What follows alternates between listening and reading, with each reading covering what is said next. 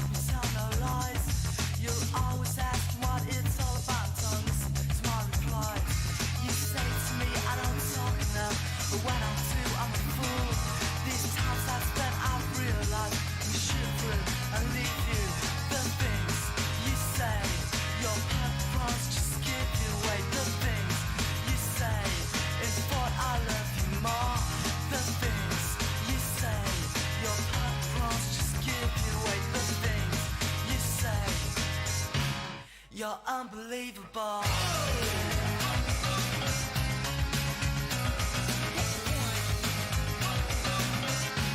You're so unbelievable.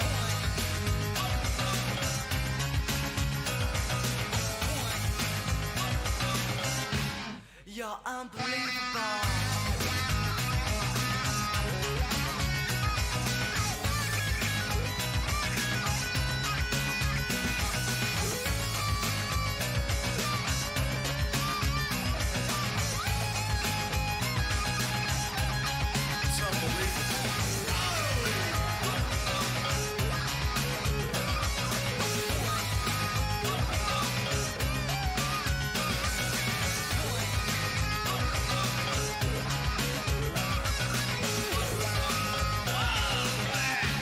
You're unbelievable. Welcome to the big show. He could go all the way.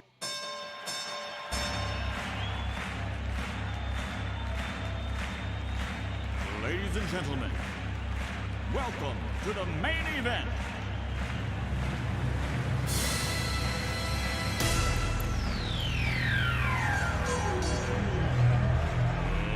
Let's get ready to rumble!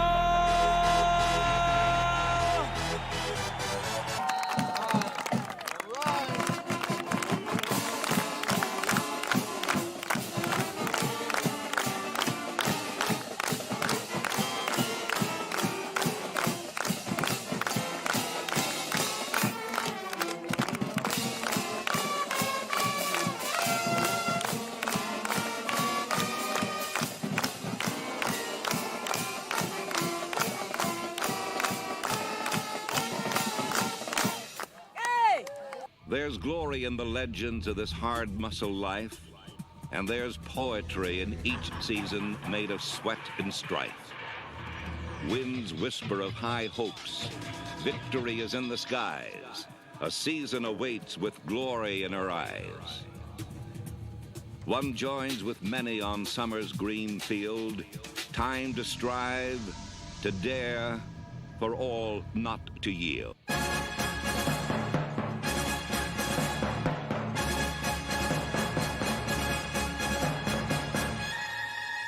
From high atop the ridge, in the center of the universe, 44092, Wickliffe, Ohio, Wickliffe Memorial Field. Welcome, everybody. Another great season of the Worldwide Blue Devil Network. My name is Frank Foti from the class of 1974, and to my left, from the class of 1975, we brought him back from the wreckage, ladies and gentlemen. My buddy Mark Tennant. Mark, how the hell are you? Oh, great, Frank. It's awesome to be here this evening at next to the high school or whatever it is they call it now. The campus of Wickliffe. The campus of Wickliffe. It's great to be up here, and it's kind of where we grew up. And our 24th season, we're starting tonight. And this is the Countdown to Kickoff show brought to us by Nick Mayer Auto Group. 3 great Ford locations, 1 convenient location, nickmayerford.com. And Frank, we've got we had a quarterback that grew up in overnight, and I'm talking about Dom Purcello, the starting quarterback for the Wickliffe Blue Devils. And grew a few inches, gained some weight, and was slinging the ball with the best of them last week. Mark, I made that 4-hour ride Yeah. down to Bradford, Ohio, and let me tell you, 3 touchdown passes, one of them 50 yards or more. He hit that wide receiver in stride. Like, let's just say they don't even know how the hell to do that downtown, when the big boys play. Yeah, Dom had 3 touchdown passes last week in a huge win over Bradford. Final score 41-7, your Blue Devils. And tonight, we should mention that we're entertaining the Spartans from Richmond Heights. Yeah. This is basically a throwback neighborhood rivalry. All I remember, we used to play Richmond Heights back when you and I were roaming the halls, chasing skirts. No, I did. Did I really say that? But yes, should be a good game. Richmond Heights coming off a nice opening victory over Beechwood. I think 44-7 or something to that effect.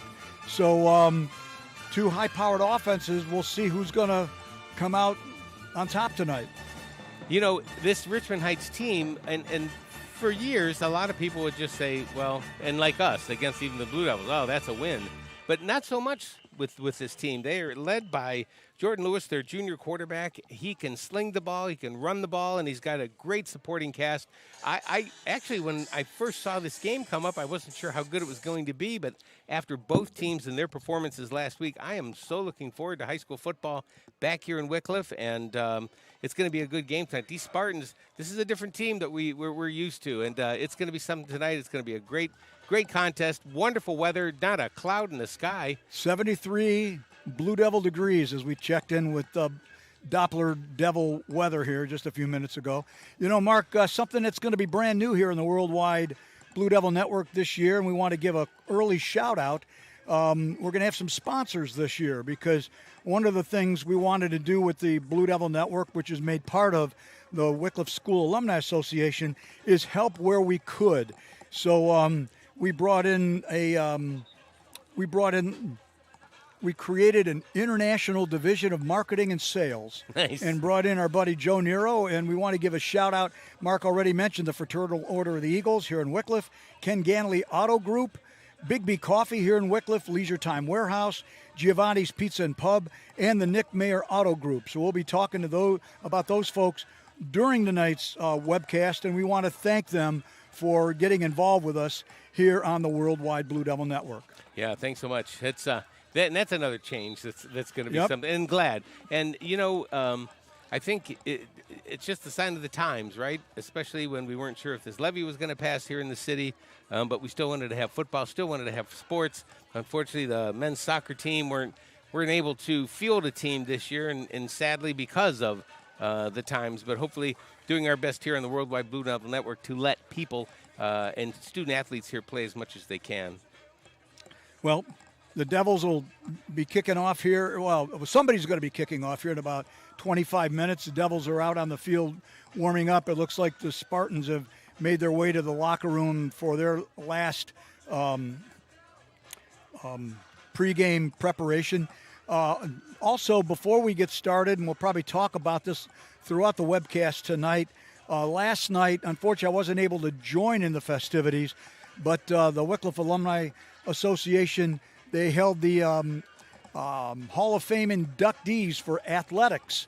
So for the class of 2026, I want to give a shout out to the following brand new members of the Wickliffe Hall of Fame for athletics. Perry Carosha, class of 1980. It was a posthumous induction. His family was there in full force to honor him. Bob Gambates from the class of 1991. Mark Willis from the class of 1996. And head coach Mars Purcello, who was quarterback for the Blue Devils, class of 1998, and was the only year that the Blue Devils had a 10-0 undefeated season. And in addition to that, Mars is also the winningest coach in Blue Devil history. Last but not least, from the class of 2000, Mike Phillip, who I had a pleasure to watch from his wingback position numerous times. He was inducted last night. And, I want to give a shout out to his mom and dad, Rich Phillip, who played for the Blue Devils. And he was a class of 1976. And a former classmate of mine, Kathy Basil Phillip, who's Mike Phillips' mom. So congratulations to them and their families. They'll be honored here prior to kickoff. And also I guess it was a surprise induction last night, was for Mark Tromba. Mark played sports here in Wickliffe, and some of you may or may not be aware, but in the early days when it was Jacobs Field, Mark was the PA announcer for the Cleveland Indians down at Jacobs Field. So, as Mark mentioned, a beautiful night, not a cloud in the sky. The swing band is here. Unfortunately, last week the swing band was not able to make the trip to Bradford. And Mark, I will tell you, it almost was like being in Field of Dreams, because there was the football field, you looked off in the distance, and there was corn. So, but the folks in Bradford, very hospitable to the Blue Devils. They provided, I'm told, they provided pizza and pop for our guys for the ride back to Northeast Ohio. And as I understand it, they didn't get back to Wickliffe till about 2:30 in the morning, because the game, which was supposed to start at 6 p.m., got backed up to 7:30 due to a rain shower that happened to, come in there to, Bradford. And if you're wondering, Bradford was like northwest of Piqua, Ohio. And if you're wondering where that is, that's one of the suburbs of Dayton, Ohio. Yeah. I wanted to make that trip last week, Frank, but it was just a little bit too far, things going on. But when you were there and you watched the team last week, what were some of the things that stood out? I mean, you'd mentioned that there was a nice long pass between Dom Purcello and probably, was it Jaden Johnson, or? I think both wideouts caught touchdowns last week. The other thing that stood out, Mark, was the defense. They sacked the Bradford quarterback 8 times. And when I say 8 times, this is before the middle of the third quarter, when Coach Purcello basically emptied the bench and the running clock was kicked in. So the defensive, not only the strength of the defensive line, but they pulled a number of blitzes and stunts. It'll be interesting to see how they fare tonight up against the talented quarterback for Richmond Heights. But I was very impressed with the defense and the lateral pursuit, and a very, also typical of Wickliffe, a nice balanced running attack. And given the fact that the Devils, we were hoping to see the young man Fitch, who transferred over to Willoughby South, was a freshman last year, but the Devils have done a nice job of filling in on his behalf. And I think the running game will be, I don't think they'll miss a step when they're running the ball. And they're returning, and you'll hear Coach Purcello. We talked with him. We'll hear him on the coach's show here in just a little bit about returning just pretty much everybody on the offensive line except the right guard. And, as we looked at the roster, the 2026 roster here, some of the familiar names, brothers, siblings of some senior members, for example, Logan Oboski, he is a 6'2", 220-pound offensive lineman. He is a freshman and brother to senior Nick Oboski, who is a running back, 5'11", 210. And just as you go down, it's great to see the families coming up and the youngsters coming up from middle school and starting to play. And also, one of the things that we haven't seen in a long time, probably in 6 years, we are not starting any freshmen or sophomores this year. So that's great, and that just goes to Coach Sharp on defense and Mars on offense, and everybody in between, and everybody working together, and just returning a group of guys that just care. And Mars said they were in that weight room back in December, and it was just, they were dedicated all the way till last week and tonight. It's these guys are on a mission, and I think it's going to be a fun season for us. Probably this is our 24th, by the way. Wow. And and I think it's going to be a pretty memorable 24th season. I think we're, barring injury or any major catastrophes, I think we're going to see some good football here in 2026. Mark, we're going to have more to talk about here on the pregame show after this for the Fraternal Order of Eagles. This report is brought to you by your Wickliffe Fraternal Order of Eagles. With more than 650,000 locations across the U.S. and Canada, you'll always have a place to call home.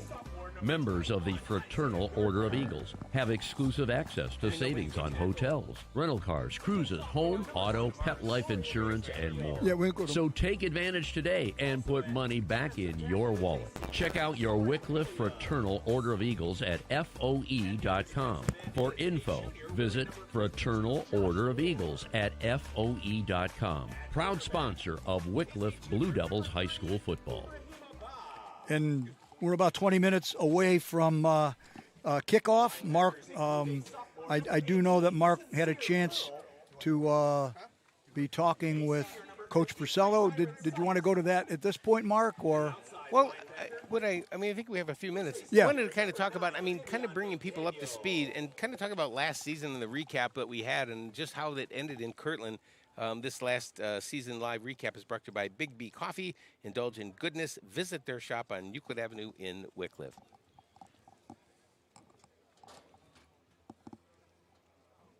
Mark, I think they're just out doing the coin flip. Oh, this isn't a... Yeah, that'll be about the time just before, I think, the national anthem. So, but yes, last year, Mark, basically with the playoff loss, they finished 9-4, but it was a memorable season last year.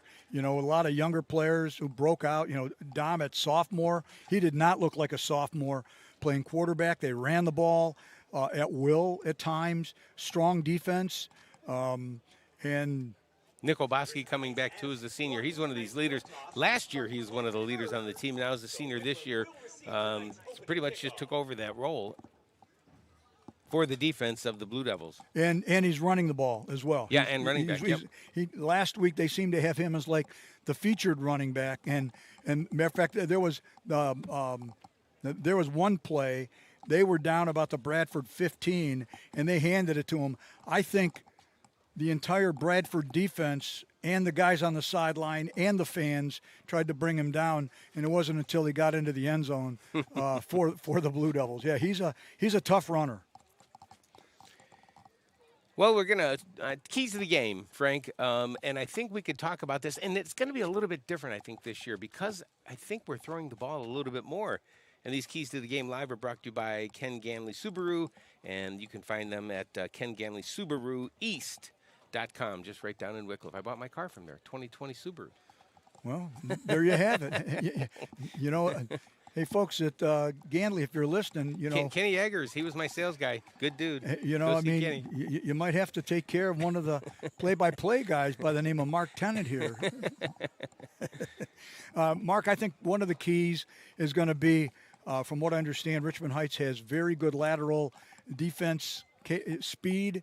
So if the Devils are able to offset that on when they've got the ball, as well as be able to throw the ball, that'll help. And then being able to contain their talented quarterback, I think, is going to be key to tonight's matchup. In Richmond Heights, their defensive line is off the ball quick. And that's key. And the offense, this veteran offensive group has got to be ready for that. So you can, if you stop them doing that and we can, get the ball past them and running the ball and mix it up with a little bit of through the air, I think we'll be in pretty good shape. But I think all in all, it's going to be 4 quarters of football, and looking forward to getting started. Agreed, my friend. Agreed. It almost seems like at times it takes forever, and then all of a sudden, boom, the season's here. And we'll be back at it, folks. I wanted to go over the schedule for the Blue Devils because when the schedule first came out, we were originally going to have 6 home games, and unfortunately, last week's game, which was going to be against Oberlin, got canceled and ended up in Bradford. Game 3, which will be next week, was going to be a home game, but that's going to be filled in. The Devils will be away next week, and they'll be at Toledo Woodward. We will be back in 2 weeks on September 11th when the Devils will be back at home, and they'll be facing Trinity. And then week after that, they travel for a couple weeks. They'll be at Beechwood on the 18th, the 25th. They'll be at Independence. That should be a good one. Then homecoming, and this will be a good ball game on October 2nd. Homecoming game against Cuyahoga Heights. And the last few times those two teams have hooked up, they've been good football games. I want to let you know that the Fairport game on the 10th of October is an away game, but on account of the fact that Fairport Stadium is being rebuilt, that game will be played at Painesville Harvey, and their field is down in the, basically in that, it's in a park there just off of downtown Painesville. Ninth game of the year will be the 16th of October. They're home senior night against Brooklyn, and then the Devils will wrap up the season on the 23rd of October away at Conneaut. So there'll be some good challenges there for the Blue Devils in this 2026 campaign. Well, we did have a chance to talk with Coach Mars Purcello, and, you know, it's we always like to visit with Mars before every home game, and just to talk to him, especially at this time of year at the very beginning, it's a lot of fun. And we had a chance to talk with Coach Purcello, and the Coach Purcello Show is being brought to you by your local Fraternal Order of the Eagles. Before that, Mark, we want to... The United States Air Force. During her time at Wickliffe High School, Leah was a well-liked and talented young leader, athlete, and musician. She was a member of the golf, tennis, cross-country, and academic challenge teams, as well as a performer in the Wickliffe Swing Band, Jazz Band, Pep Band, and theater program. She went on to earn a degree in mechanical engineering from the University of Dayton on an Air Force ROTC scholarship before accepting her commission as a civil engineering officer. Second Lieutenant Leah A. Borsich was 23 years old.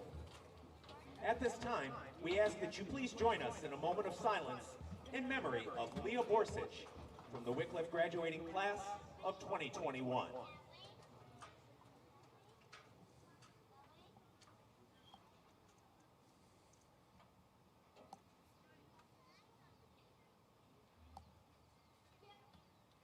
Thank you. Yes, folks, sometimes... Ladies and gentlemen, at this time, we ask that you please rise, remove your hats, and join the Wickliffe Swing Band. No, we'll just stay with the band then. With the playing of our national anthem, after which we ask that you please remain standing for the Wickliffe alma mater.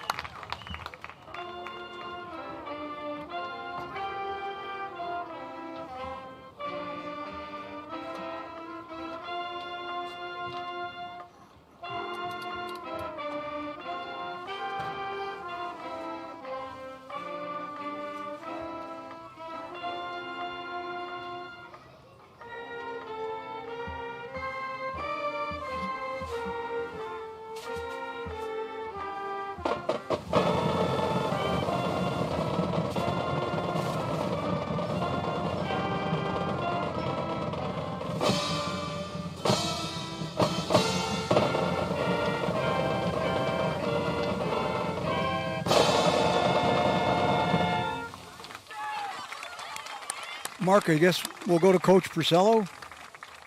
Yes, sir. Well, I cannot believe it, but it's season number 24 for us. And season number what for you? 16. 16 for Coach Mars Purcello. And here we are, 2026, the home opener. And last week, very successful win on the road. You had to travel 3.5 hours. Quickly talk about last week coaching the trip. Yeah, it was great. Again, thanks to 74 grad Frank Fody who donated to get the bus. And so, yeah, it was a long trip. It took us closer to 4, actually. And we get down there, and we're supposed to start the game at 6. Got delayed till 7:30 because of lightning. So I think we left Bradford at about 10:30.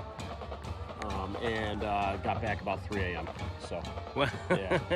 It was a quick turnaround there for the week, though.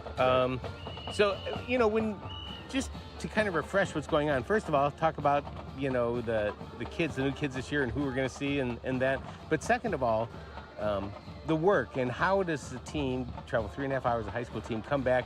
What happens on Saturday? Is it Sunday? Do y'all meet? How does that work for the team? Well, this past week we did not meet on the weekend. We gave them the weekend off. We met Monday. Monday was a long day for us. We lifted, we had practice, and then we had to watch a game film from Friday, and then we had to put in a game plan for this week. So, we were here till probably 7:30 on Monday. But so it was a little bit of a rushed week to get ready. So. All right, well, let's look forward now, and let's talk about the 2026 version of the Blue Devils behind us. And so, Coach, number one, your quarterback, your son, Dom, we were just talking a little bit off here. He has probably come a long way between last year and this year, huh? Yeah, he has. He's grown up, and they all have. We're starting a lot of seniors and juniors. We're not starting any sophomores or freshmen. So how long has it been since that's happened? It's been a while. I mean, maybe 2020. So It's been a little bit. And we have a lot of experience on both sides of the ball. There is one freshman, Devin Hunter, who is going to get carries tonight. And but other than that, we're a very experienced group. These guys have worked really hard. They started lifting in December and working really hard at it in the weight room 4 to 5 days a week. And, we had a great camp, a great summer. And last week was a big success for us, week 1. So, they're battle tested. They played in the playoffs last year. And we're returning a very experienced group of football players. That sounds great. So on the offensive side of the ball, of course, your son, but let's talk about, the guys in the, first of all, the offensive line, I guess. Let's make everything go. You're returning everybody from last year, right? Yeah, we lost our left guard, but we replaced him with Matt Fiorelli, who's a senior, very experienced. He got some offensive line play last year. He was playing a lot of tight end last year. So we moved him to the left guard. So he knows what he's doing. He's really good at it. We return all those guys up front, and we have 3 juniors up front and 2 seniors. They're an experienced group of offensive linemen, and as you know, I love that. So, so the specialized position, the running backs and wide receivers. Talk about that group. Sure. How do you like them this year? Yeah, it's a little bit different than what we're used to. Nick Oboski is our starting tailback, and then Jaden Johnson gets a lot of carries for us. And then Dev Hunter, who's a freshman, got some carries last week, and then Dom runs the ball quite a bit as well for us. So it's a little different as opposed, in the past we've had guys that can carry it 30 times a game, and it's a little different this year because we're kind of moving the ball around to different people just until we can feel it out and kind of get into a rhythm. So it's nice because we have a lot of weapons this year, and so whatever the defense gives us, that's what we're going to take. All right, defensive side of the ball. Do we have a lot of guys going both ways? And let's talk about that defense. We have, I think we have 5 guys that just play defense on our starting D. Nice. So, it's pretty good. Our defense is, I would say, the heart of our team. Just like last year, they get after it. Our front 7, they're all returners. We're very physical up front. We rotate about 6 or 7 D linemen into the game. Every couple plays, we're just rotating them in. They all play at about the same intensity and same physicality. So our back end is a little bit younger. We returned Jaden Johnson at corner, but our safety, Xavier Wells, he's a senior. Got some playing time last year, but he's starting at safety for us. And then our other corner, Jordan Chambers, is a new player for us. Nice. So, well, when you're looking on the other side of the ball this evening, the Spartans from Richmond Heights in this evening for the home opener, and maybe some little bit of a crosstown rival thing. There's been some things in the past, and all these kids were probably in 4th grade when a lot of that happened. Right.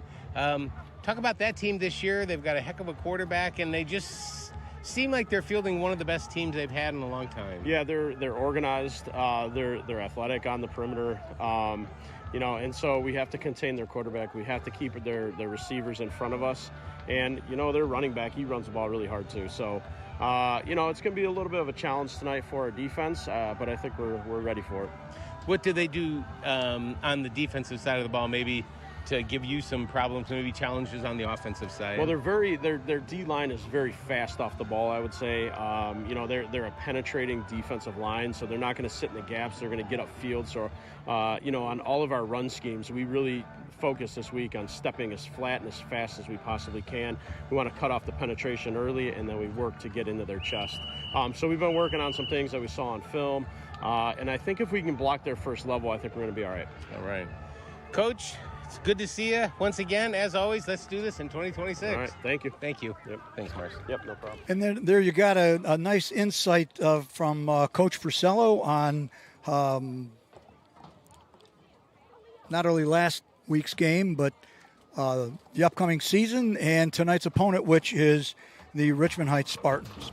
I wanted to tell you, Frank, that the Coach Purcello Show is brought to you by your local Fraternal Order of the Eagles. And thanks to them for sponsoring the Coach's Show with Coach Purcello. And, when he said a couple of things that I thought that was interesting. One, he said, we're doing things a little bit differently now in the past. I mean, it was, let's just face it, when Mars came up, this being a 16th season, everything was the wing tee, and then a variation of the wing tee. And then, 4 or 5 generations later. And then this year, throwing the ball as much as they have, we just did not see that. I know. It's exciting. It's very exciting. And, if you just look at the film, I think from last year to this year to last week, I just think you could see, number one, how much better they got. Number two, I think it's balanced the attack out a little bit more. And, hopefully that lends for the offense to be a little bit more comfortable when they're doing it, not just having to run the ball. Right. And, let's just face it, for years, Wickliffe's going to run the ball, first, second, third down. They're never going to throw the ball. And that's changed. So I think I like that part of it, and I think the excitement is going to be ratcheted up a little bit more this year just because of it. Mark, since we're getting closer to kickoff, here's the starting offense for the Wickliffe Blue Devils. Number 0 at running back, a senior, Davion Marlin. Also at running back, a junior, number 1, Jaden Johnson. Number 2, wide receiver, senior, Xavier Wells. At quarterback, a junior, number 6, Dominic Purcello.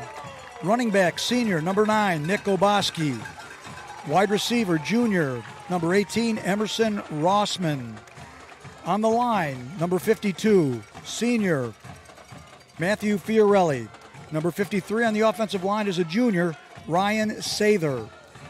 On the offensive line, a junior, number 61, Caden Floyd. Number 72 is Dante Martinez, a junior, and wrapping up the offense for the Wickliffe Blue Devils, number 79 on the offensive line, a senior, Nico Garrison.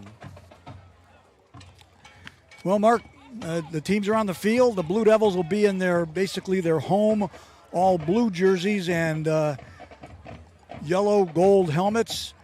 The Spartans are in their probably traveling white jerseys and pants. It looks like they have a dark blue helmet.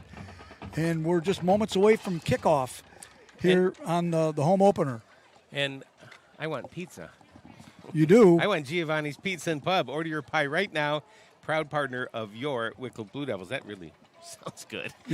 Mark, we're going to say that enough. When the game's over, we're probably going to have to go over there, and feed ourselves. So it looks like the Devils are going to have the ball first as back deep for the Blue Devils, number 4, Cole Vanetta. And I'll get you a name and number here in a moment. Looks like Jaden Johnson, number 1, and number 2, Xavier Wells. And teeing it up for the Richmond Heights. I'll get you a name and number here once I'm able to see who it is.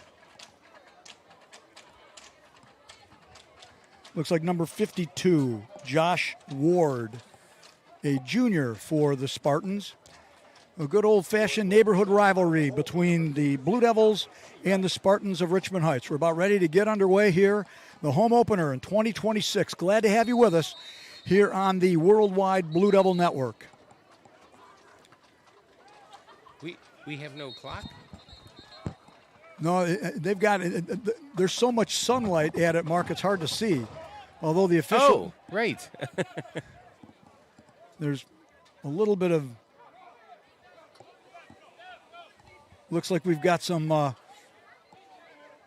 don't know if there's an equipment issue, but looks like Devin Hunter going in there for Chuck Gallman.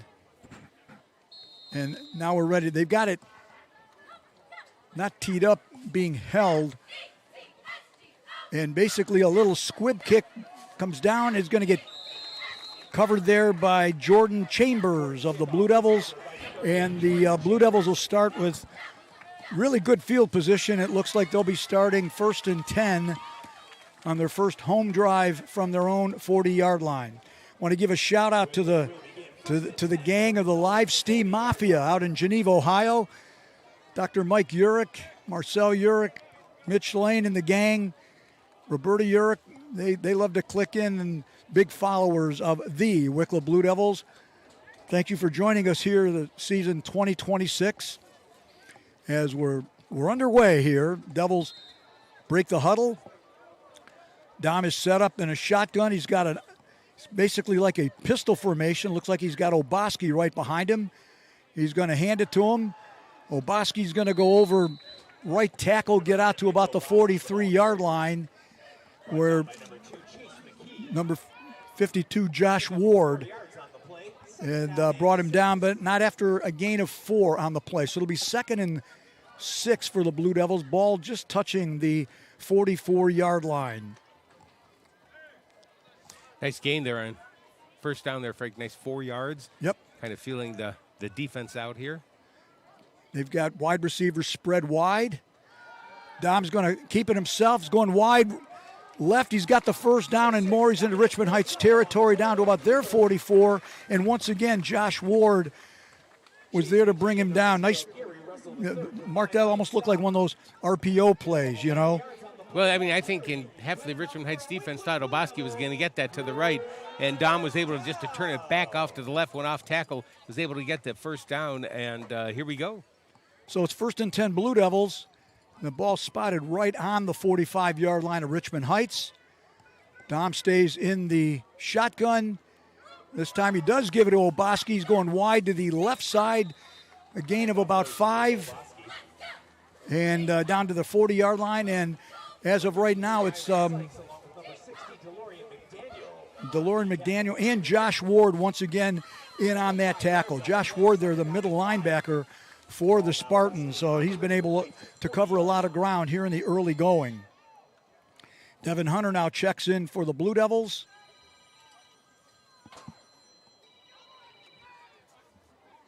As they break the huddle, just underway here. First possession for Wickliffe. They're in Richmond Heights territory, 2nd and 5. They hand off to Oboski. He's got the first down, and it's taking, let's say, the whole student body of the Spartans to bring him down. Not until he gets down to the 26-yard line as he swung it wide to the left. A nice gain of 14. You know, Frank, Coach said this in the interview. If they could, their first line of defense, the first blocks, that they can get off on these guys really quick, we can probably move the ball, and that's just what's happening on this drive. Thus far. And the freshman Devin Hunter was in on that play. And I think he's still in the backfield. He's got it. There you go. As he breaks it wide to the right. Good pursuit there. Gets a gain of about 2 as number 3 there, Abrahima Ba, the defensive back junior for the Spartans, brings him down. And we're going to give it a gain of 3 on that play. So it's going to be 2nd and 7. That was a nice play by Bob. He was able just to kind of string that out and had the running back just go wide right and was able to bring him down for a very, very short gain. So we'll see what Wickliffe dials up here on 2nd and 7. They've yet to go to the air. I'm guessing this might be. Nope. It's going to be Dom right up the middle. He's keeping it. He's got a first down and then some as he gets inside the 15. He's down to about the 13.5. And Gary Russell III, number 0 for the Spartans, were there to bring him down. If he didn't, Dom was touching pay dirt. So the Devils, they've got something going here in the first quarter on their first drive. As, again, Purcello's going to keep it. He's going over left guard. He gets ahead for about maybe, I'm going to call it a gain of about 3, down to about the Richmond Heights 11-yard line. Let's see if coaches, I'm sorry, Frank. I'd give the time, but the sun is so bright right now, it's hard to see. Didn't even look like the scoreboard's right. In the pistol, Oboski, we've got a flag, and I think Offsides. we're going to get, I think, defense. offsides on Richmond Heights. And that's something they did very well last week, Mark. Dom was able to get the other guys to jump a number of times. So they've obviously worked on some different cadences. So now that's going to go from 2nd and 7 to 2nd and 2. Ball at the Richmond Heights 6-yard line. They're in a pistol formation. Now we've got movement, I think, on the Wickliffe side. Oh, no, again, defense. Oh, timeout. No, we have a timeout. Sorry. So we've got a timeout on the field. And today's webcast is a service of Nick Meyer Auto Group. 3 great Ford stores, 1 convenient location, nickmeyerford.com. An enjoyable experience for our student athletes. Their commitment allows tonight's game to take place, and their efforts deserve our respect. Let's all Tonight, if you look to the west end of the field, the flag is at half-mast as we remember the soul of Dolly Parton, who passed a few days ago. And also, it was a nice tribute to the to our fellow Blue Devil who passed recently. Well, the Devils are making their way back out onto the field. It's going to be 2nd down, 2 yards to go. They're at the 6-yard line. Now what? Oh, waiting to get, I think, a ball boy off the field. About ready to get back to football. Snap is to Dom. He's going to keep it. He's going wide to the left. He's going to get stacked up. His helmet comes off. And I think it'll be a gain of about 1, maybe 2. So he'll have to come over to the sideline, get his helmet back on, and they're going to wind the clock as we're here in the first quarter. And I want to say it's about 7.5 to go in the first. The sun is so bright it's hard to actually see the scoreboard. So it's going to be 3rd and 1 at the Richmond Heights 5-yard line. Oboski in the pistol behind Dom. Looks like he's changing the play at the line. Oh, no, actually, in at quarterback right now is Zags Zivnaska. They give it to Oboski, who's met right away. Good defensive stand there by the Spartans.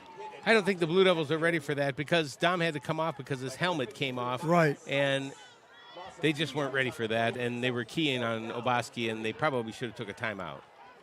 So it's going to be a loss on that play mark of about 2. It's going to bring up 4th and 3. Purcello back out on the field. And we'll see what they dial up here, as now in the game also is Jaden Johnson, and the Devils are lined up in this I formation. Purcello in the... And, folks, the Devils are not going to convert as they handed the ball off. And, again, a loss of helmet. Purcello, the ball carrier, got maybe 3 yards, and the ball's going to get turned over to Richmond Heights And the Spartans will start their first drive, 1st and 10 from their own 5-yard line. Porcello stopped at the 5-yard line. And Wickliffe Well, I'm not sure that series of plays that were called, those last three, were the best play calling I've seen from the coach before. I don't know if they were going to the well a little bit too more with Dom. Maybe. Well, Mark, we'll see what happens here in the first possession. We have a stout defense, especially that defensive line, so we'll see what they can do right here as the Richmond Heights 1st and 10, way back on their 5. So the quarterback, McDaniel's in a shotgun. He gives a handoff, going to get to their running back. I'll get you the name. And Chase McKee tries to get over right tackle, gets ahead from about maybe 2-3 yards. gain of 3 yards on the play. 2nd down and 7. So it'll be 2nd and 7 for the Spartans from their own 7 or 8 yard line. They're going to have to get to their 15 to get a first down. They set up in a very spread offense. Wide receivers wide left and right. Now McKee's moved. Looking to throw. Completes the pass for the first down. He completes it to number 11, Ashton Lee. Gets out to about just shy of the 20-yard line. Tackle made by number 42, Ashton Bay. You got Jordan Chambers. He's playing on that side. They've got the defensive backs playing off the ball, probably 5 or 6 yards.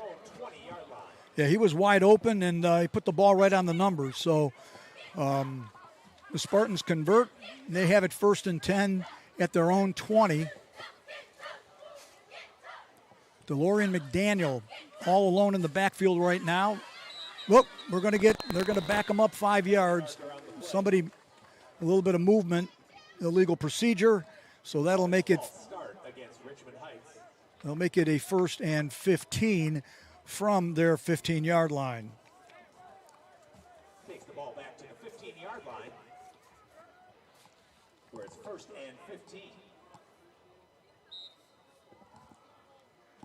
Looks like we're down to about 5 minutes to go here in the first quarter.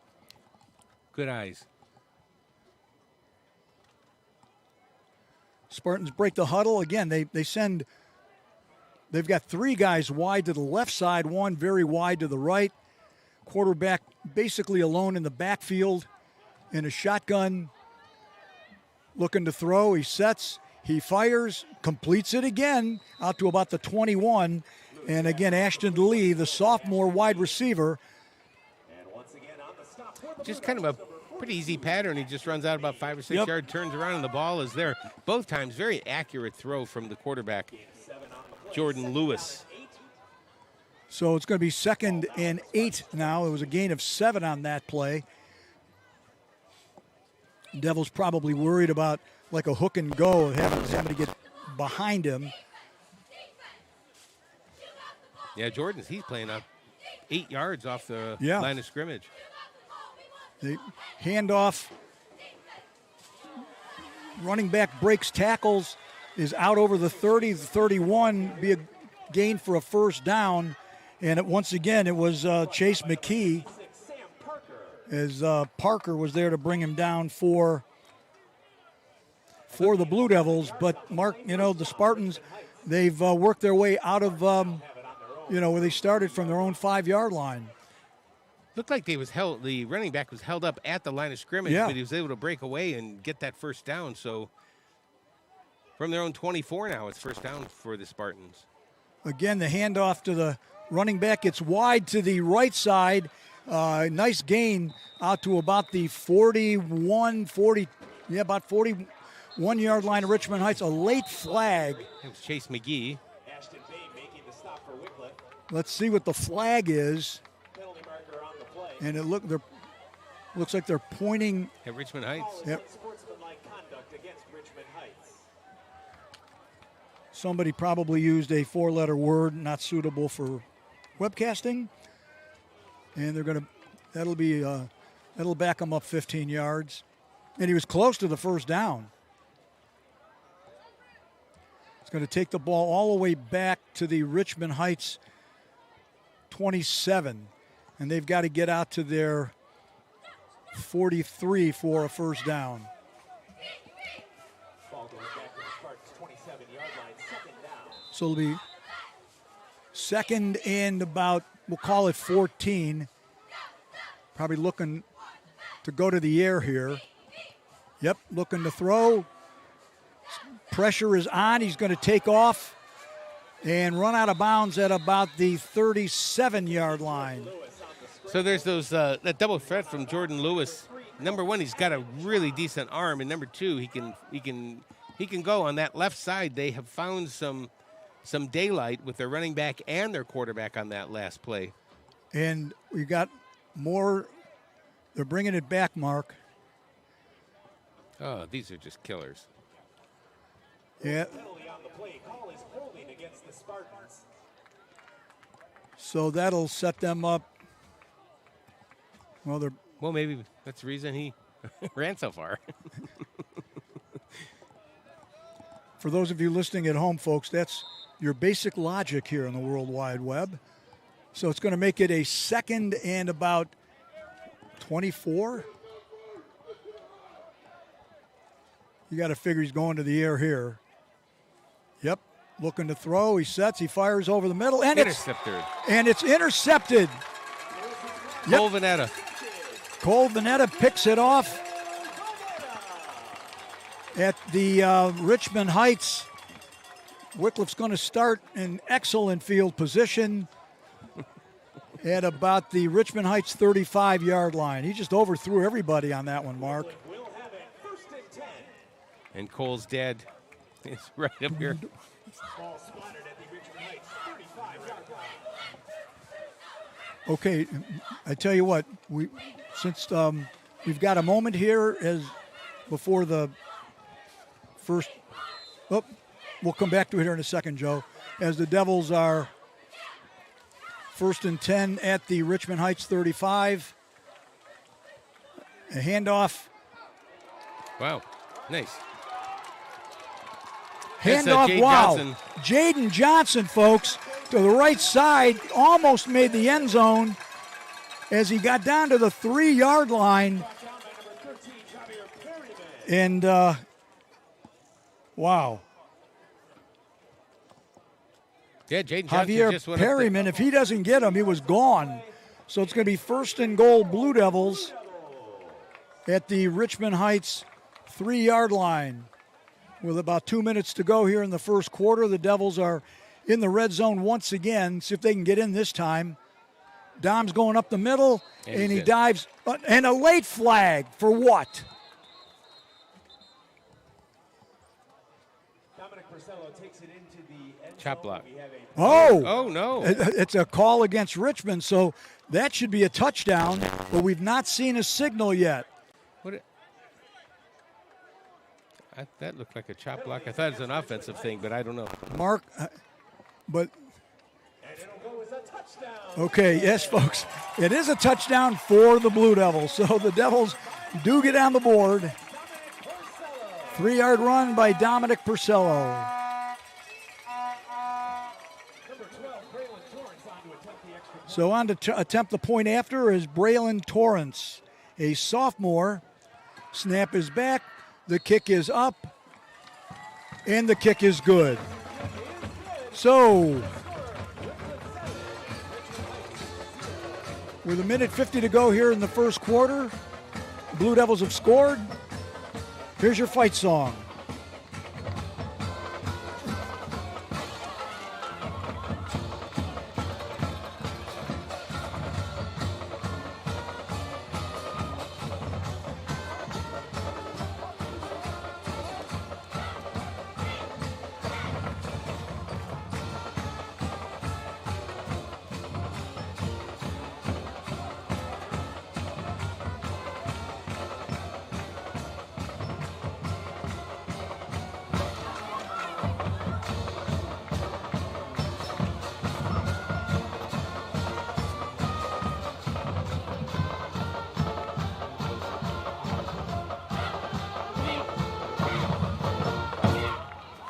This report is brought to you by your Wickliffe Fraternal Order of Eagles. With more than 650,000 locations across the U.S. and Canada, you'll always have a place to call home.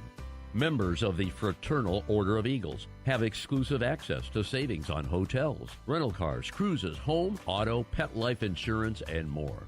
So take advantage today and put money back in your wallet. Check out your Wickliffe Fraternal Order of Eagles at FOE.com. For info, visit Fraternal Order of Eagles at FOE.com. Proud sponsor of Wickliffe Blue Devils High School football. Well, It is brought to you by your Wickliffe Well, 1:50 to go. The Devils will be kicking off from the Richmond Heights 45 due to the penalty that was on Richmond Heights on the touchdown. So Devils hit pay dirt first, 7-0 Blue Devils. And I'll get you some names and numbers of people deep as kick goes deep and is going to land into the end zone for a touchback. So the Spartans will have it 1st and 10 from their own 20-yard line. You know, Mark, the first time the Spartans had the ball, they were moving it. You know, a couple penalties and then the interception, and the Blue Devils converted that. So we'll have to see what the Devil defense is capable of doing and what adjustments they may make against what appears to be an offense that has some firepower. Well, I think we've seen this before many times, even sometimes with some former teams of ours. They just get going and they just shoot themselves in the foot. And they did it a number of times on these this last drive, Frank. I'm guessing until they get that worked out, and it's just so frustrating when you make the plays and they have to come back. Yeah. Yep. So the quarterback, Lewis, stays in a shotgun. He's got McKee, gives a handoff to him. They meet him at the line, no gain, and a late flag. Now what? We've got holding on Richmond Heights. So they'll back it up. It'll be 1st and 20 from their 10.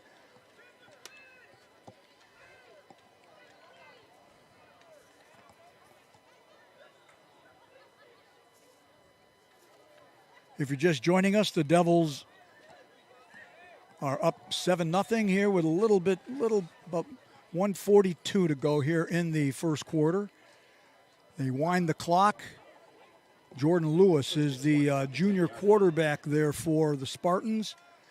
Very athletic, and we've seen the throws he's made thus far tonight pretty good, with the exception of the interception. Looking to throw. He fires over the middle, wide, 1st down and then some. And Mark, he was wide open as he hit Jalen Adams, a sophomore. All the way out to the... It's going to be a 1st down for the Spartans as they'll now have it at their own 40-yard line. Adams was able to find that spot between the safeties and the linebackers and didn't even break stride. It was a great throw by Lewis. It's almost like he went to him almost like as his second option, but he was wide open. And the Devils are going to have to seal that up or they're going to have a long evening. Again, they stay in a shotgun. Looks like he's making a change of the play. They hand it to that McKee up the middle. He's going to get wrapped up. Gain of maybe 1. It looks like they're going to give him a gain of 2 or even 3. As the interior, Nico Garrison on the stop there for Wickliffe. It'll be 2nd and 7 as we're just under 30 seconds to go here in the first quarter. 25 seconds remaining in the first quarter. Devils up 7-0, but the Spartans are on the move.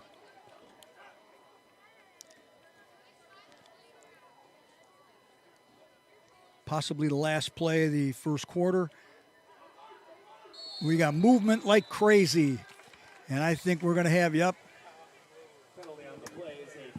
false start. I think when you try to do too many things with regard, insofar as your cadence, and that's going to back them up. And instead of being 2nd and 7, it'll now be 2nd and 12. They're going to wind the clock, and this will probably end it for the first quarter. So, we've got quarter number 1 in the books.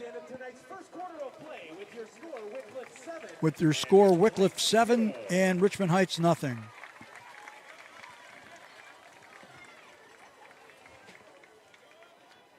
And now a word from the Fraternal Order of Eagles.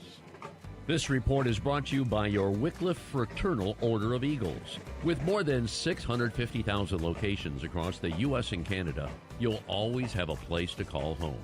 Members of the Fraternal Order of Eagles have exclusive access to savings on hotels, rental cars, cruises, home, auto, pet life insurance, and more. So take advantage today and put money back in your wallet. Check out your Wickliffe Fraternal Order of Eagles at FOE.com. For info, visit Fraternal Order of Eagles at FOE.com. Proud sponsor of Wickliffe Blue Devils High School football. 1 quarter in the books here, folks, on a beautiful Friday night here at Wickliffe Memorial Field.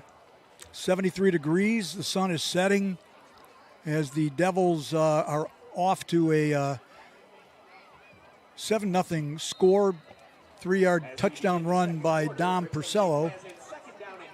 So it'll be 2nd and 12 for the Spartans as we'll get quarter number 2 underway. They'll have the ball at their own 37-yard line.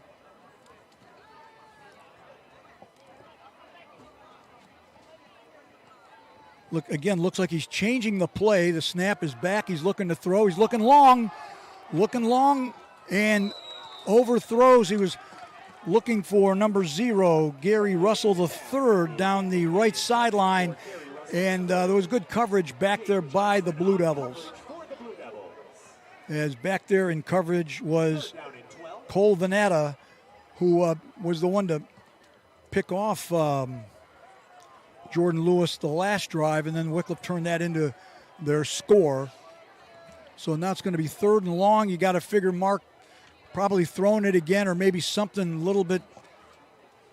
I'm going to see if they're going to have Lewis use his legs here maybe on some of these plays. I was thinking the same thing, buddy.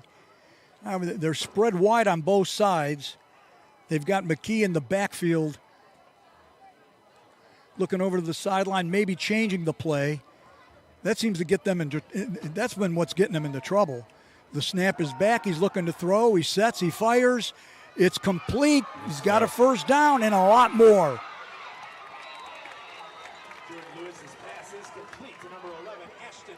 And Ashton Lee, the sophomore again, Wells brought him down, but huge gain on the play. They're in Wickliffe territory, down to about the Wickliffe 31. Boy, Jordan Lewis did not have to use his legs that time. It's like he flicks the ball. I mean, that was a hell of a pass, man. Delivered right on time. And not much pressure on him either. So he's getting good protection from his offensive line. 1st and 10. Huge conversion there on 3rd and 12. As they give it to McKee, they're going to wrap him up. They'll probably call it no gain. Yeah. As Line Jones is right at the line of scrimmage. Yep. As Oboski and Nico Garrison brought him down, so it'll be 2nd and 10 for the Spartans. But they are in Blue Devil territory at the Wickliffe 31-yard line. If you're just joining us, we're just under 11 minutes to go here in the first half. Blue Devils up 7-0, but the Spartans once again are on the move. This time they're moving a couple wide receivers around.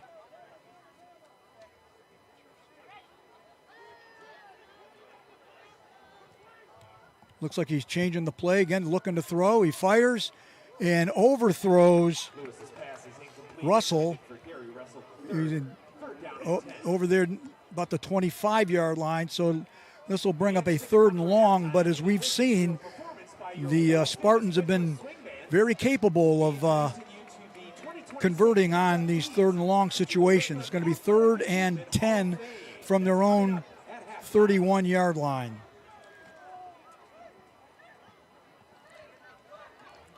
A very spread set for the Spartans.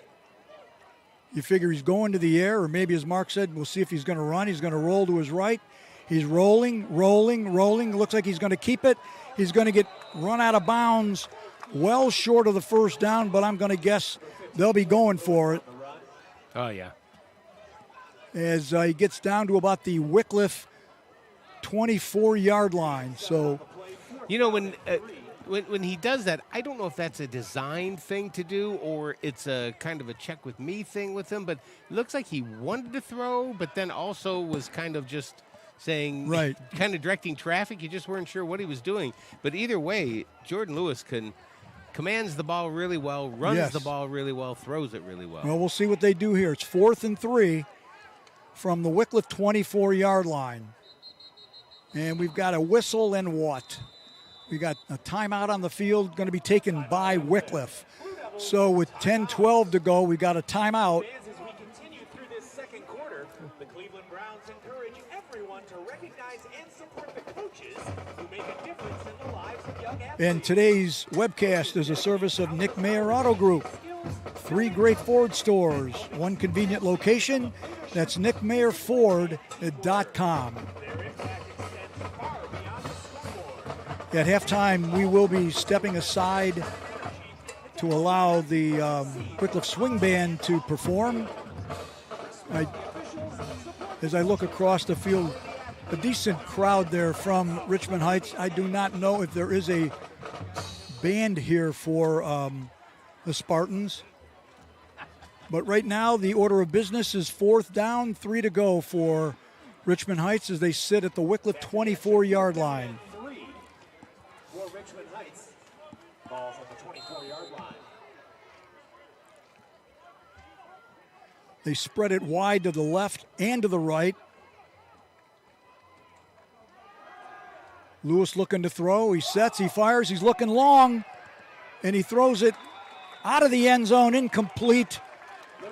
Lewis thinking he's looking for a flag. Hey, buddy, there's no way you can get a flag if the pass went to the parking lot. So the ball will go over to the Blue Devils on downs.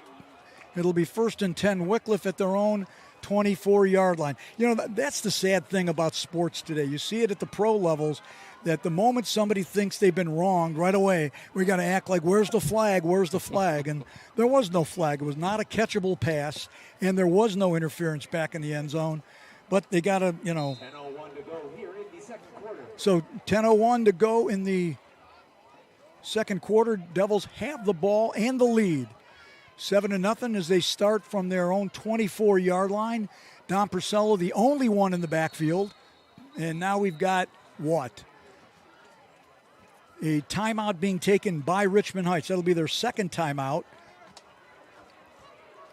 And since we have a timeout here on the field, I want to let you know that part of tonight's ball game is being brought to us by Nick Mayer Auto Group. 3 great Ford stores, 1 convenient location, nickmayerford.com. On the road again this Thursday, September 3rd at Crestwood to take on the Red Devils. That one starting at 7 p.m. Good luck, Wickliffe Lady Devils.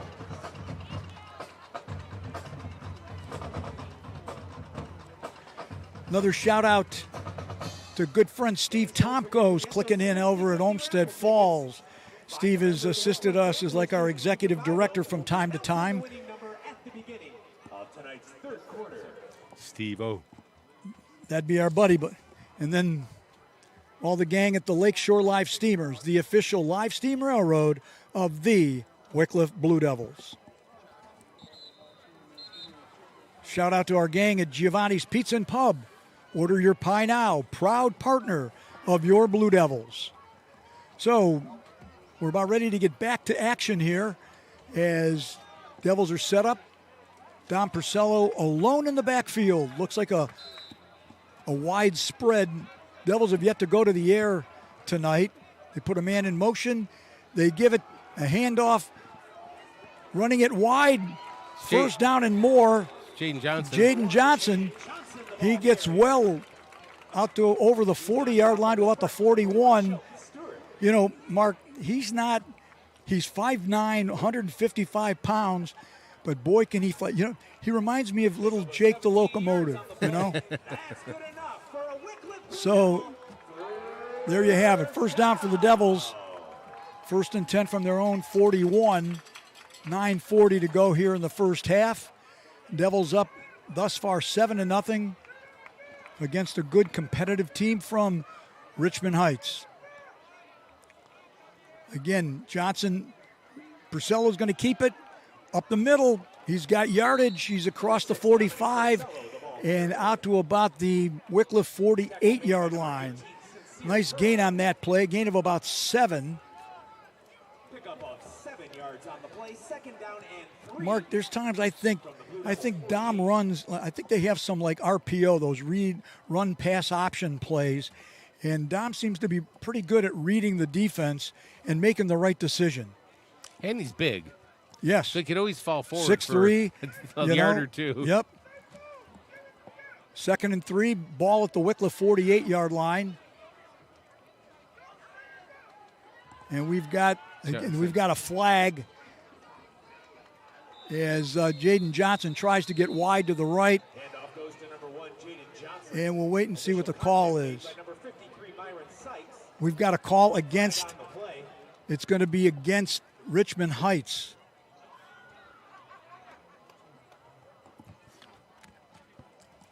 Mark, I have a feeling it has to do with something on the sidelines.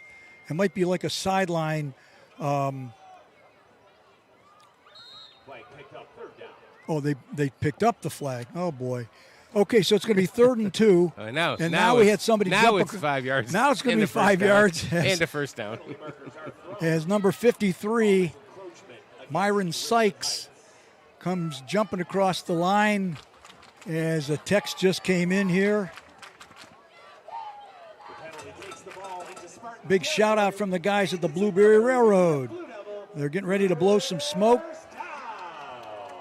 And they want to let us know that Menor is tied 7-7 in the second quarter. So thanks, gang. That's all part of the live steam mafia.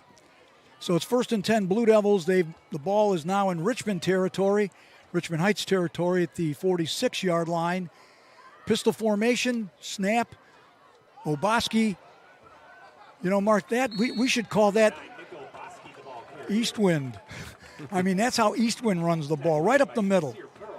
9-yard carry, and it looks like. Oboski picks up 8 yards on the carry, second down and I'm sorry, Scott. I had it as 9, but it looks like they marked it as 8. So it'll be 2nd and 2, Blue Devils, as they're at the Richmond Heights 38-yard line. I'm sorry, go ahead. Watch Dom. He's yet to throw. I think he's going to run. Him or Johnson. Good pursuit in the backfield as brought down for a loss there. That was Devin Hunter, the freshman. The freshman tried to get wide to the left side, and that's going to be a loss of 5 yards on the play. of 5 on the play. So it's going to bring up 3rd and 7. Clock down to about 7:10 to go here in the first half. Right side of that Spartan defense really shot through that time, and Devin really had nowhere to go once he took the ball from Dom Purcello. We've yet to see Marlin run the ball tonight.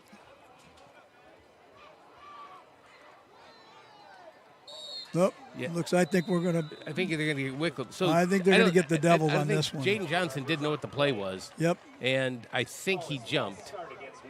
False start against the Blue Devils. So between the loss on the running play and this, they're going in the wrong direction. As it'll now bring it back to the 48-yard line of Richmond Heights. The Devils need to get down to the 36. So this is going to make a 3rd and 12 for the Devils. And my guess is we're probably going to see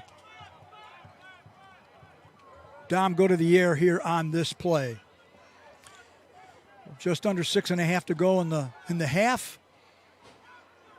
Richmond Heights showing blitz. Dom looking to throw. He sets. He fires. Oh, in and out of the hands. Xavier Wells. Oh, Wells would have had the first down. And then some. That's one of those things where he looked upfield too soon. I think he did. Wide open, and he put the ball right on the money. Kind of thought Marsh was maybe going to go with the run there just to try to get in 2 downs to try to get that back because he had 12 yards to go, and sometimes that's what he did, but went right to the pass. And that was a nice throw from Yep. Dom Porcello out to the right side. Just unfortunate drop by Wells. Braylon Torrance in to punt. Jalen Adams, number 6, is back deep at about his 10-yard line. Snap is back. Left-footed kick, high end-over-end kick is going to come down, take a Wickliffe bounce inside the 10, and the Devils are going to, looks like they're going to down it just inside the 5-yard line. So 5:56 to go in the first half. Still a score of 7-0 Wickliffe. Well, you know what? I need a pie from Giovanni's Pizza and Pub. Have you ordered yours yet, Franco? Halftime, Mark. Halftime. This report is brought to you by your Wickliffe Fraternal Order of Eagles. With more than 650,000 locations across the U.S. and Canada, you'll always have a place to call home.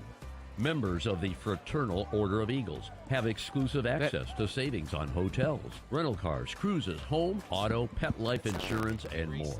So take advantage today and put money back in your wallet. Check out your Wickliffe Fraternal Order of Eagles at FOE.com.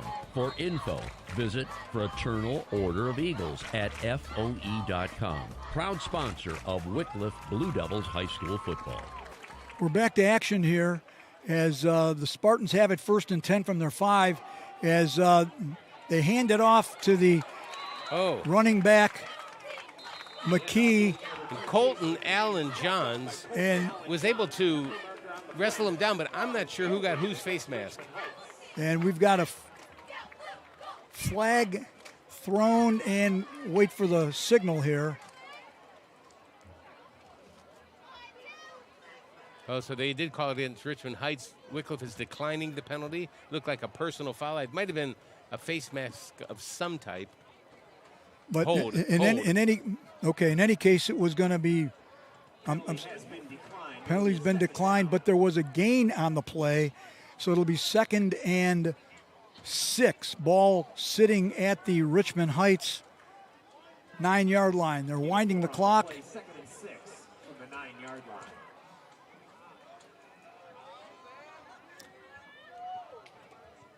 They put a man in motion, and we've got flags and they got legal procedure once again against the Richmond Heights Spartans. And I think it's number 66 because he's pleading his case. I think he lifts his hand a little bit or moves. Maybe it's 55. That doesn't matter.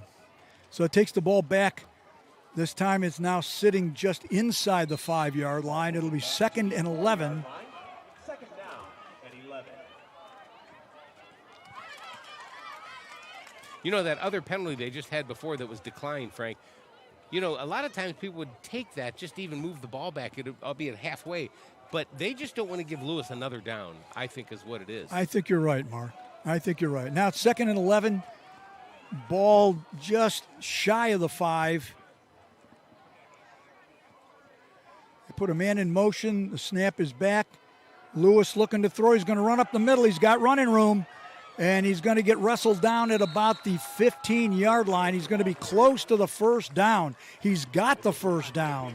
Jaden Johnson, boy, that was a tall order to tackle Lewis. And now we've got a 12 on the play. 1st down, Spartans. so the Spartans. 1st and 10 from the It'll be 1st and 10. Richmond Heights from their own 16. On that run, Frank, Lewis just looked up and the entire middle was open. Yep. And he just took it over to the right. And Johnson was able to bring him down, but not before he got that first down. Clock running, just under 4.5 to go here in the first half. 7-0 Blue Devils. Snap is back. Lewis looking to throw. We've got a flag. Pass knock incomplete, but let's see what the call is. Lewis's pass is tipped by number 52, Matthew Fiorelli, and goes incomplete. I think that's like a sideline issue, Mark. Yeah, because the run referee is over talking to Coach Sharp. But I thought they gave you a warning. I think that's what it is. It's a flag and a warning, so it'll be an incomplete pass. It'll make 2nd and 10 with 4:11 to go. Then if they do it again, then I believe it is a 5-yard penalty. So they stay in a very spread formation, left and right. Snap is back. They give it to McKee, trying to get up the middle. Breaks the tackle, gets out to about the 19-yard line. Stop made by number 79, Nico Garrison. Nico Garrison in on the tackle. Nico Garrison also, and I believe number 56, Sam Parker, was in there as well. So it's going to be 3rd and a long 6. They've got to get out to just outside their 20, almost to their 26 for the first down. And the Spartans have shown that they've been able to move the ball on the Blue Devils. They stay in a shotgun formation. The snap is back. He looks, he fires, he completes it. And depending on the spot, I think he's going to have the first down. Yep. They completed the pass there to Gary Russell. To Gary Russell III, brought down by Xavier Wells. Wells brought him down, but not until they converted. So it'll be a fresh set of downs as the clock will run 3:10 to go here in the first half. 7-0 the score. The Blue Devils. First down for Richmond Heights. So far, Frank, looks like the offensive line of the Spartans, they're protecting Lewis pretty well. Yes, they are. He's had time to throw the ball. They give it to McKee, trying to get wide to the left side. The Devils are there to bring him down at the line of scrimmage. No gain on the play. I think Sam Parker might have been there. On the stop for Wickliffe, Sam Parker and Davion Marley. No gain on the play. So no gain on the play with 2:35 to go in the first half. It'll be 2nd and 10 for the Spartans, and they have been more than willing to go to the air show thus far in this one. We'll see what they dial up here.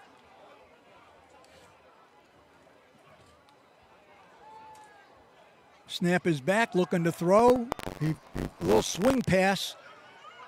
Going to break in a tackle over the 30 and run out of bounds. Lewis's pass is complete to Davion McDaniel. Run out of bounds by Jordan Chambers and Nick Oboski. Oboski runs him out of bounds at about the 33-yard line, so it's going to bring up a 3rd and about. Pick up 8 yards on that pass play. 3rd down and 2. That's a long 2. That's a long 2 there, buddy. It's more like 3rd and 4.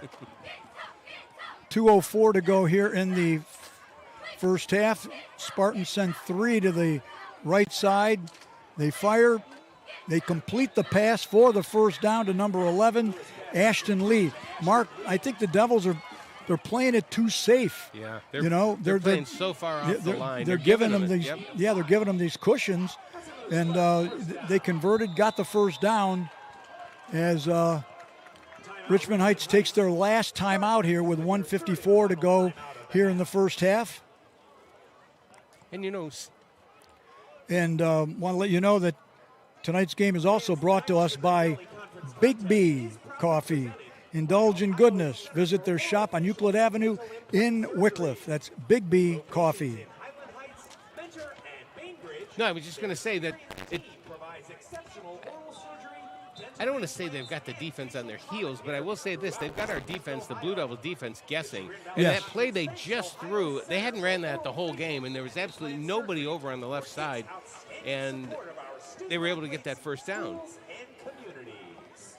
Well, we'll see what they dial up here. They've got no timeouts. 1:54 to go here in the first half. The Spartans will receive the second half kickoff as they have it 1st and 10 at their own 39-yard line. Snap is back. Lewis looking to throw. He sets, he fires. Incomplete as he was looking there for number 11, Ashton Lee. We got a flag and a hold by Richmond Heights. And we've got a flag, and it's going to be holding on the Spartans. That'll back them up 10 yards. So with 1:48 to go, it'll be it'll probably be 1st and 20. Yeah, they're backing them up. The referee, he's a big fella, and he has been throwing those flags right in the middle of the action. Mark, we've had him before, and All I will say is, let's just say he's not one of. Well, I should keep it quiet. Well, he's right. I will say this: he's throwing the flags tonight. Yeah, he is. is. For sure. 1st and 20, Richmond Heights from their own 29. You got to figure they're going back to the air. Yep. He's looking to throw. He's looking long. Intercepted. And it's intercepted. And bringing it back. And we've got a flag. We've got a flag at the 50-yard line. Let's so see they're what calling it pass interference against. I see that the referee was using pass interference, but they called pass interference on the Blue Devils. Oh, I believe. Unbelievable. So that'll be 15 yards and a first down. They might have been talked into that on that sideline. Very possible, my friend. Might have been talked into that because there was really not a receiver in the area at all. There was 2 Wickliffe Blue Devils back there, but where did the interference take place? Was it like, I don't know. They might have been talked into that one. So from 1st and 20, we will have, it'll be now 1st and 5 with 1:35 to go. 15-yard penalty makes it 1st and 5 from the 44-yard line. Although the down marker says 2nd down. Snap is back, looking to throw. He sets, he fires. Correction, that was a 2nd down play. Pass goes Oh, incomplete. I guess it was a second. Now Well, 3rd down and 5. That was a. I think it should have been first down, Mark, but They're calling it 3rd down now. But on that last play, that almost looked like the Lewis was expecting that receiver to go out and turn right. in, so Yep. it was kind of a zigged when he should have zagged kind of thing. okay, now they've marked it 2nd and 5. 2nd down and 5. Oh, boy. Come on, folks. Get in the game. 2nd and 5 as the Spartans have it at their own 44-yard line, 1:29 to go here in the first half. They're out of timeouts. Got to figure they're going to go to the air show the rest of the way here in the first half. Timeout, Wickliffe.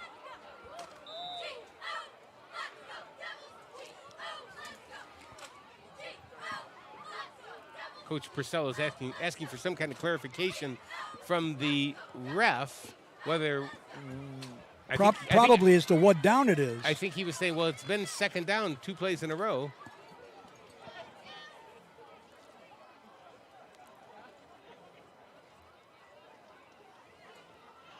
Just waiting here as Coach Purcello's talking with the crew.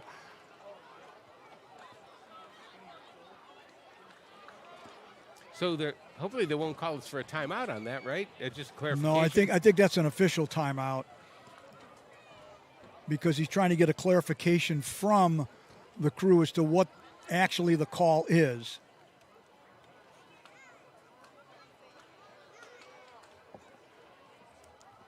In the meantime,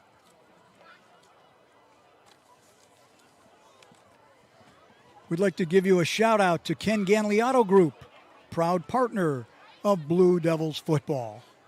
Ken Eggers. Go see him. So I think we've got everything straight away here. It looks like it will remain 2nd down. The sun is setting. They haven't even turned the lights on.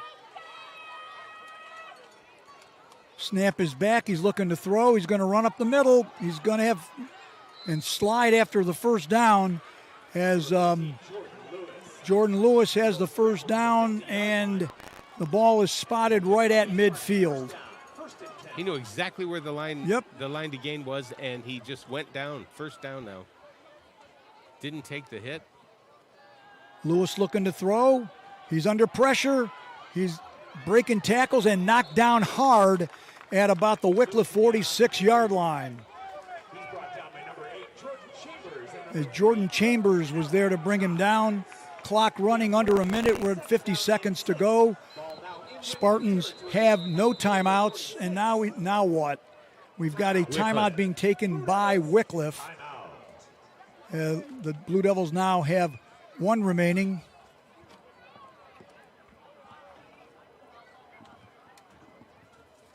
This report is brought to you by your Wickliffe Fraternal Order of Eagles. With more than 650,000 locations across the U.S. and Canada, you'll always have a place to call home. Members of the Fraternal Order of Eagles have exclusive access to savings on hotels, rental cars, cruises, home, auto, pet life insurance, and more. So take advantage today and put money back in your wallet. Check out your Wickliffe Fraternal Order of Eagles at FOE.com. For info, visit Fraternal Order of Eagles at FOE.com. Proud sponsor of Wickliffe Blue Devils High School football.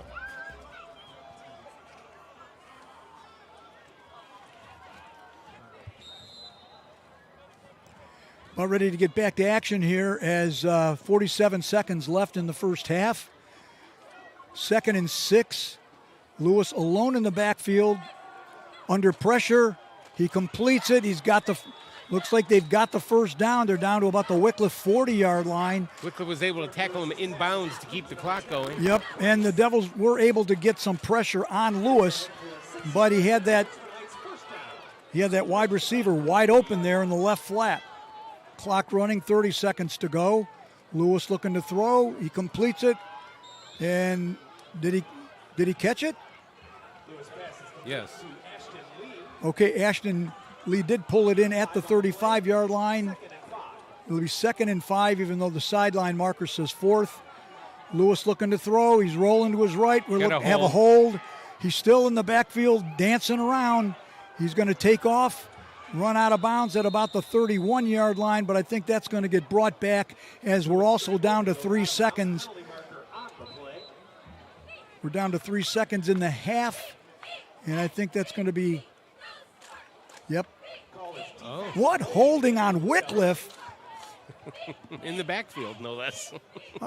Help me out here, folks. Wow. That's an odd one.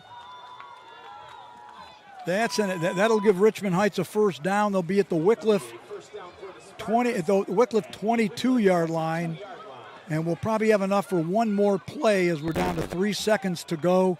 So you got to figure they're going to be throwing it into the end zone. The Devils sitting on a 7-0 lead.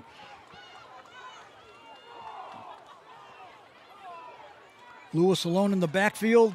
He's under pressure. He fires. It's in and out of the hands. No flags. Lewis slow to get up. That'll end the first half. I'm not sure if he took a hit or if his knee or something buckled, or is it his back?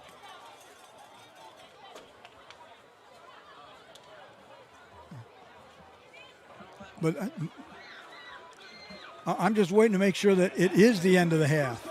It is. Okay. So we've got one half of play in the books. Wickliffe 7, Richmond Heights nothing. Later on, we'll talk after the band, where our halftime report will be sponsored by Leisure Time Warehouse, where you will find top-of-the-line hot tubs and so much more.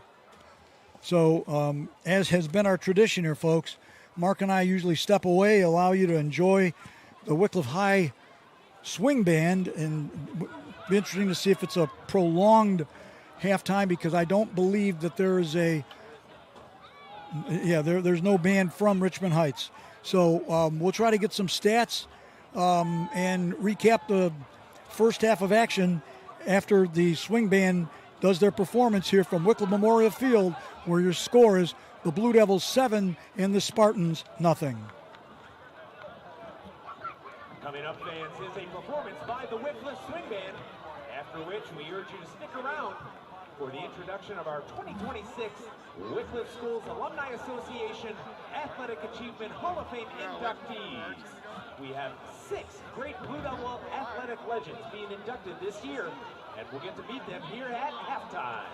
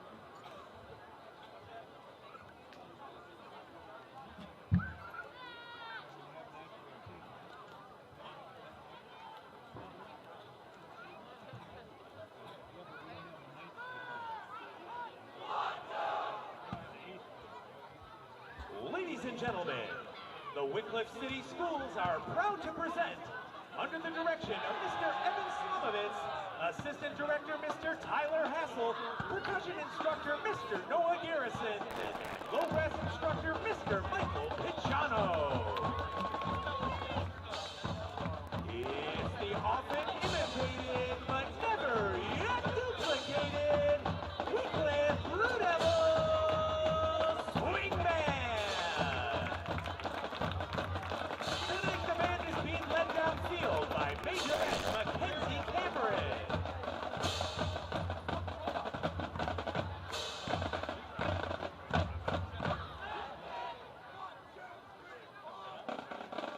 And now, introducing the 2026 drum major, Grant Elsey.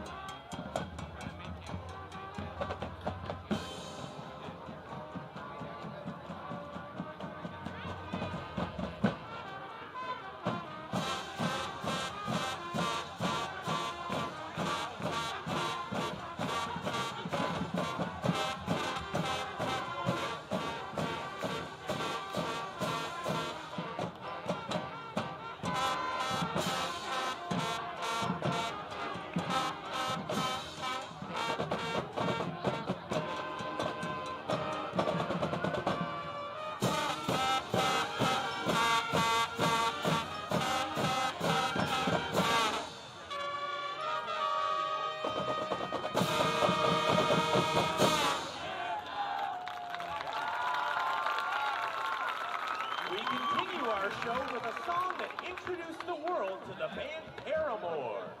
Sit back and enjoy the Swing Band's rendition of Misery Business.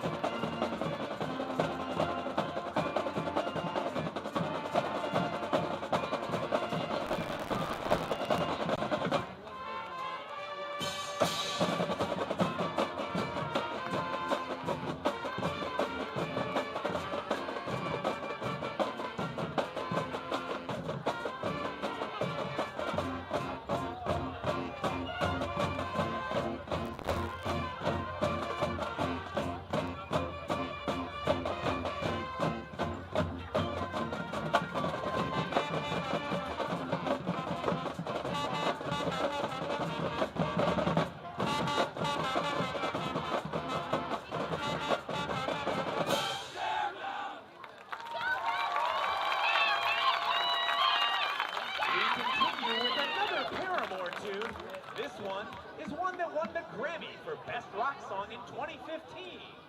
We're sure you'll agree with the title of the song, Ain't It Fun?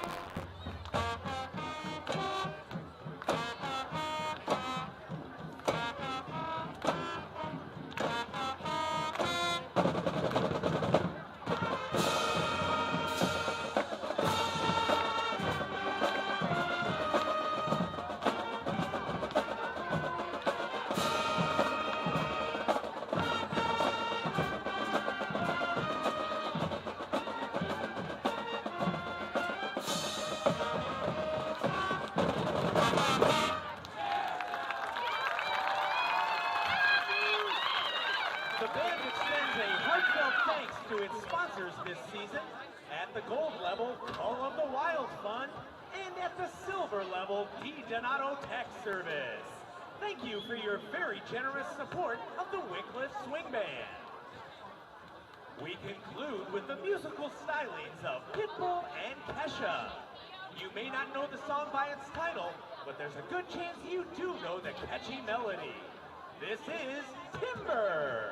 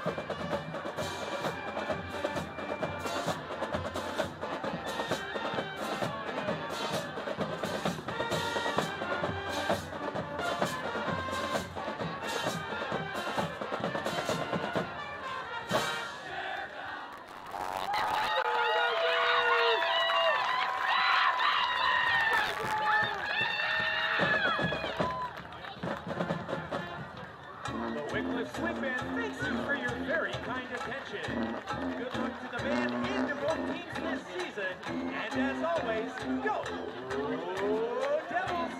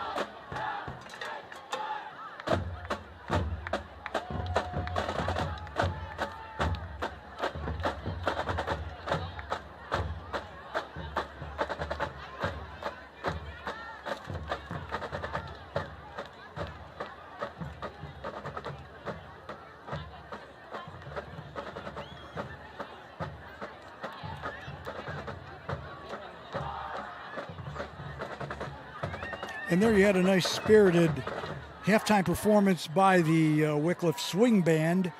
And since we do not have a contingent from Richmond Heights, I think I'll take this. At this time, we direct your attention to the 50-yard line as we would like to introduce to you the 2026 induction class to the Wickliffe Schools Alumni Association. Well, Scott, you read my mind. Achievement Hall of Fame.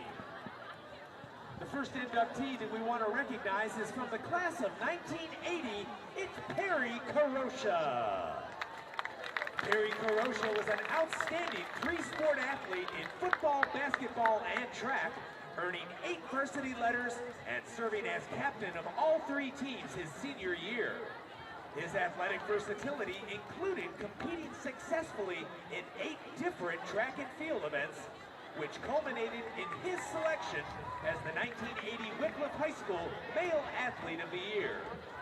Perry continued his football career at Baldwin-Wallace College, where he became a 2-year starter and contributed to 3 Ohio Athletic Conference championship teams.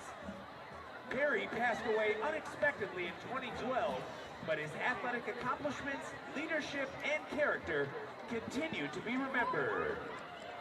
Among those representing Perry this evening are family members Roxana Karosha and Donna Karosha Playtag. Let's hear it for Hall of Famer Perry Karosha. Next up from the Wickliffe class of 1991 is Bob Gambatees. Bobby was a standout in both football and baseball. In baseball, he was a 2-year letterman. In football, he excelled even more, earning 3 varsity letters and serving as co-captain during his senior year.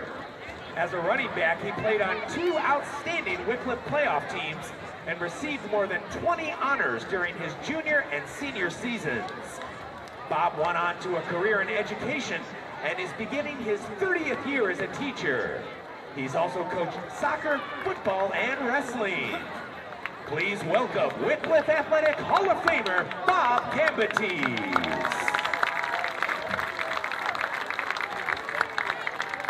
Next up, we feature from the Wickliffe class of 1996, Mark Willis.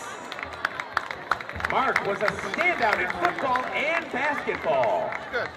As quarterback, Mark led the 1995 Blue Devils to a 6-4 record, gained 1,000 all-purpose yards, scored 8 touchdowns, and was named the team's co-MVP. In basketball, he helped lead Wickliffe to a school record 17 consecutive victories and became only the 2nd student athlete in school history to be named MVP of both the football and basketball teams in the same calendar year. Mark continued his basketball career at Baldwin-Wallace College and has spent the past 26 years as a teacher and coach. Please welcome Wickliffe Athletic Hall of Famer, Mark Willis.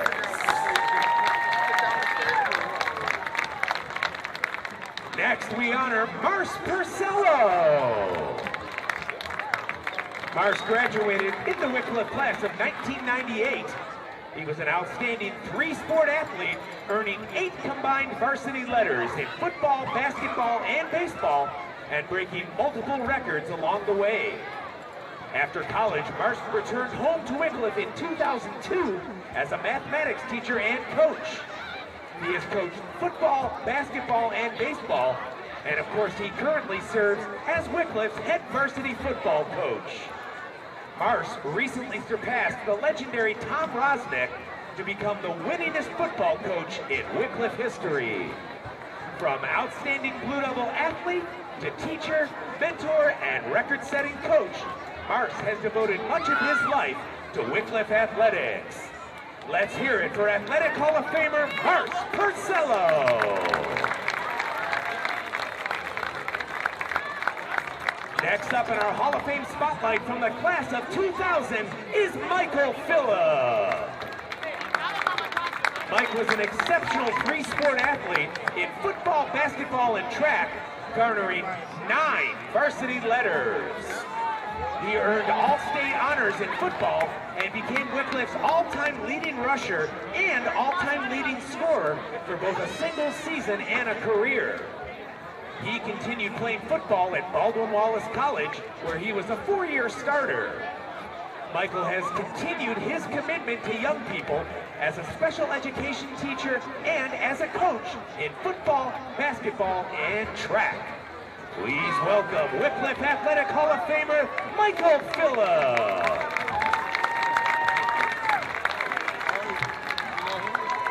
And our final honoree this evening from the class of 1985 is Mark Tromba.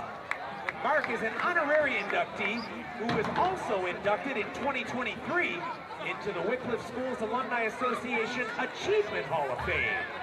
Tonight, as we said, he joins the Athletic Hall of Fame in the honorary category. Mark's remarkable broadcasting career took him from local radio to Cleveland's Jacobs Field, where he became the stadium's first public address announcer. He announced more than 300 Cleveland baseball games, including 2 World Series and the 1997 Major League Baseball All-Star Game, as well as more than 700 high school, collegiate, and professional sporting events.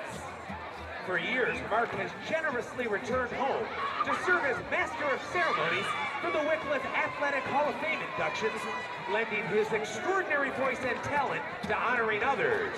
That includes last night's Hall of Fame inductions held at Pine Ridge Country Club. There are voices you hear, and then there are voices you remember. Mark's is a voice you remember, and tonight we're pleased to turn the microphone around and honor him. Let's hear it for honorary Wickliffe Athletic Hall of Famer Mark Tromba.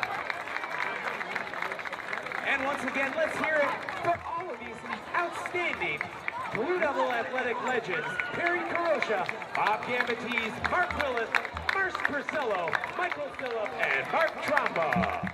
The 2026 induction. And there you have his PA announcer Scott Tennant giving some overview of the inductees from the 2026 Athletic Hall of Fame. Well, we've got some stats here for the first half for in our matchup of the Wickliffe Blue Devils and the Richmond Heights Spartans. The Blue Devils clinging to a 7-0 lead here at halftime. And in first downs, the Richmond Heights, they're sitting a little bit prettier. 11 first downs for the Spartans, 6 for the Blue Devils. Third down efficiency, 1 of 3 for the Wickliffe, 4 of 4 for Richmond Heights. Both teams were 0-1 on fourth down. Total yards, 163 yards for the Spartans, 113 yards for the Blue Devils. 110 yards passing for Richmond Heights. The Blue Devils, no yards passing as the Blue Devils attempted 1 pass. It fell incomplete, whereas the Spartans they've completed 9 of 15 passes, and yards per pass play for them, 7.3. Interceptions thrown, 1 by Richmond Heights. The Blue Devils rushing 113 yards, whereas the Spartans have rushed the ball for 53 yards. Penalties, that's been the bugaboo for the Spartans. 10 penalties that set them back 70 yards. The Blue Devils have been penalized 3 times for 30 yards. Time of possession in favor of Richmond Heights, 17 minutes versus about 10 minutes for the Blue Devils. So about ready to get underway here in the second half. I would say in this game, Mark, the story of the game, I have to say, is Richmond Heights quarterback. And the penalties. And the penalties, yes. The penalties is what set him back, but Jordan Lewis, as a junior, he's the real deal. Oh, he sure is. And, Wickliffe's kind of lucky they're up 7-0 here, because it could be tied up or maybe even on the other side of that. But right. Be that as it may, it is 7-0 right now, and we're going to get ready to play football here in just a minute. Richmond Heights will get the ball coming out here in the second half, since Wickliffe did in the first, and I think look more of the same. But I did find out what happened to the quarterback for the Richmond Heights Spartans, Jordan Lewis. On that last play, he took a hit from Colton Allen Johns, who is a transfer a high school transfer from North Carolina, new to the team, and we were watching the play and didn't get a chance. I was down in the press box, and they said, yeah, Alan Johns hit him pretty hard. And so we have to see the health of Lewis when he comes back out here in the second half. But he's a junior. He's young. He's probably okay. I saw him warming up a little bit before, so we're probably going to see him. But that's something we maybe want to keep an eye on here as the game goes on. Okay. Well, the sophomore Braylon Torrance for the Devils will be teeing it up at the 40-yard line. Back deep at about his 3-yard line, I believe is Gary Russell. As we're about ready to get underway here. To start the second half as the Spartans will have it. And the Devils have got it all teed up. The sun is set. It's cooling off here. Beautiful, beautiful night here in Wickliffe, Ohio.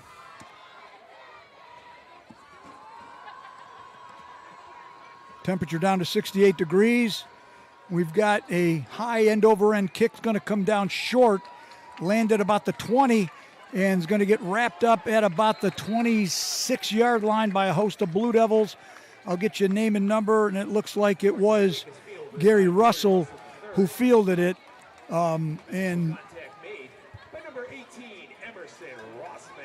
As Emerson Rossman, number 18 for the Devils, brought him down. So the Spartans will start at 1st and 10. They're going to spot it at about the Richmond Heights 27-yard line. If you're just joining us, glad to have you with us here on the Worldwide Blue Devil Network. 7-0 your Blue Devils. Both of these teams coming into this ball game tonight having won last week by big scores, and thus far it's been a tight one. Mark, it looks like Mr. Lewis is still in at quarterback. Yep. Snap is back. They hand it to McKee right up the middle. He's got some good positive yards over the 30, out to about the 32. Gain of about 6, where Nico Garrison brought him down. We saw the Spartans go to the air quite a bit in the first half. So it'll set up 2nd and 4. Ball at the Spartan 33-yard line. Blue Devils will be on the road next week. They'll be in Toledo to face Woodward. Snap is back. Lewis looking to throw. He's in trouble. Breaks a tackle. He's going to get run out of bounds. The Devils had him deep in the backfield, but they were not able to bring him down. Depending on the spot,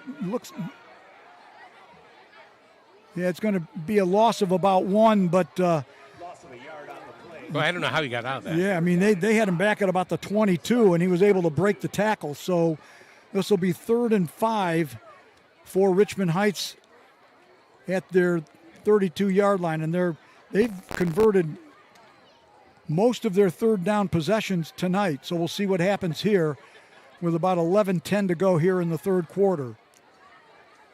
Snap is back. Lewis looking to throw. He rolls. He fires. Out of bounds. Let's make sure there's no penalties. Oh. I thought he was going to run. I thought it was going to be that I'm going to throw. I didn't think he was going to throw that ball because it looked like he had the first down. Mark, it'll be interesting to see if they kick here. I mean, they're at their 32. That would be like kind of risky. Yeah, they're going to kick it, but, well, it depends if they have anybody that could kick or not. Or, they could line up and run a fake punt. And it looks like they've got somebody going back in punt formation. Josh Ward looks like is in punt formation for the Spartans. They better hurry up or they're going to get a delay of game as they're slowly getting players onto the field.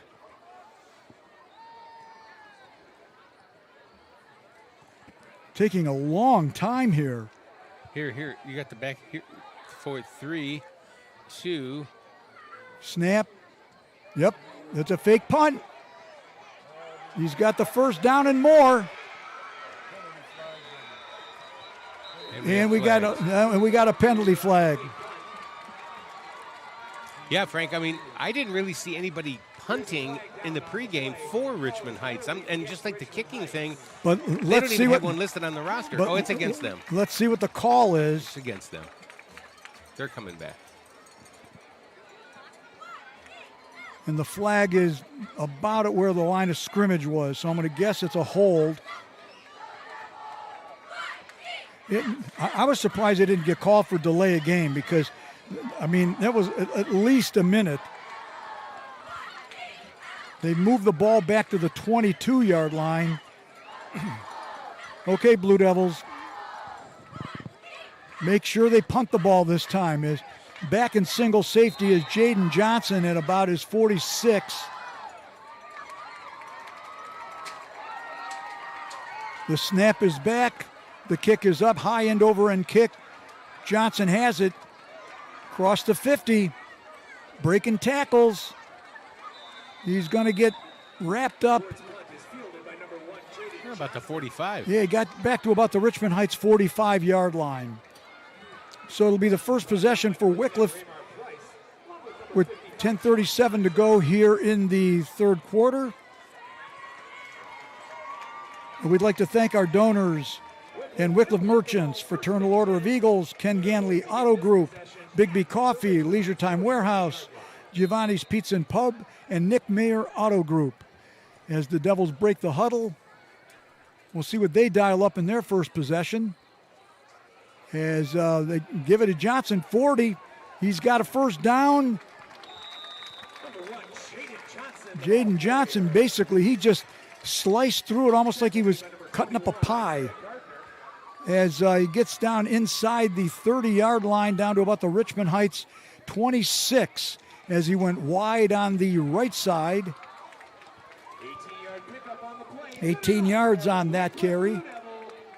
And now quickly into the ball game is Cole Vanetta.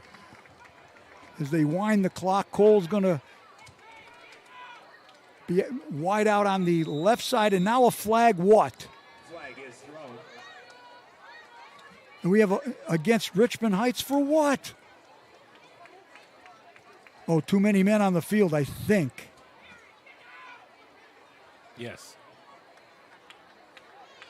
Penalties against Richmond Heights with a substitution infraction. Oh, substitution infraction. You know what, Mark, I'm wondering if some of these rules are coming out of as executive orders out of the White House. Jesus. It'll be 1st and 5 for Wickliffe. They're at the 22. Johnson again inside the 20, the 10, breaking tackles. He's down to about the 1-yard line. Boy, is he quick. Mark, he's quick. He is. And He's a junior. They're going to wind the clock. First and goal, Blue Devils. 9:44 to go in the third. The Devils are knocking on the goal line door. If we could borrow a little bit of lyrics there from Bob Dylan. Purcello alone in the backfield. Johnson again. In for the touchdown.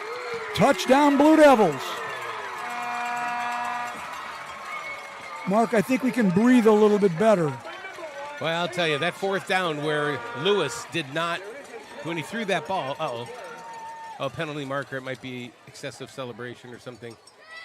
But when he didn't take that first down on that fourth down, Frank, and that third down and he threw it, I still say he had that first down, and they probably would still have the ball. And then, of course, the penalties it's killing them, just like it did in the first half. Yes. And now this one really came back to bite him because now the Blue Devils just going to get ready to go up 14-0. Torrance is on. Okay, so we have a penalty again against Richmond Heights. So, unsportsmanlike. Oh, Wickliffe. Oh. Okay, so the Devils will be kicking off from the 25. Okay. Torrance is on to attempt the point after. Another left-footed kicker. Johnson is the holder. Snap is back. The kick is up. You had And I think Richmond Heights was like Offside. way offside. So we'll have to sort it all out, but the kick is good. So with 9:24 to go here in the third quarter, the score now is the Wickliffe Blue Devils 14, the Spartans nothing. And The call is encroachment against Richmond Heights. now here's a word from one of our sponsors. This report is brought to you by your Wickliffe Fraternal Order of Eagles. With more than 650,000 locations across the U.S. and Canada, you'll always have a place to call home. Members of the Fraternal Order of Eagles have exclusive access to savings on hotels, rental cars, cruises, home, auto, pet life insurance, and more. So take advantage today and put money back in your wallet. Check out your Wickliffe Fraternal Order of Eagles at FOE.com. For info, visit Fraternal Order of Eagles at FOE.com. Proud sponsor of Wickliffe Blue Devils High School football. On the kick out of the hole of Jaden Johnson and Well- the snap of Matthew Fiorelli. Well, folks, for some reason they're doing the point after again. The snap is back. The kick is up. The kick is good. So do we get an additional point? All right, 9:24 to go here in the third quarter. And Keys to the Game is being brought to us by Ken Ganley Subaru, KenGanleySubaruEast.com. I'd say the keys to the game has been a couple things. The Devils able to running the ball, but also the Spartans who've shown some good flash on offense, but they've shot themselves in the foot with penalties. So those are your main keys to the game.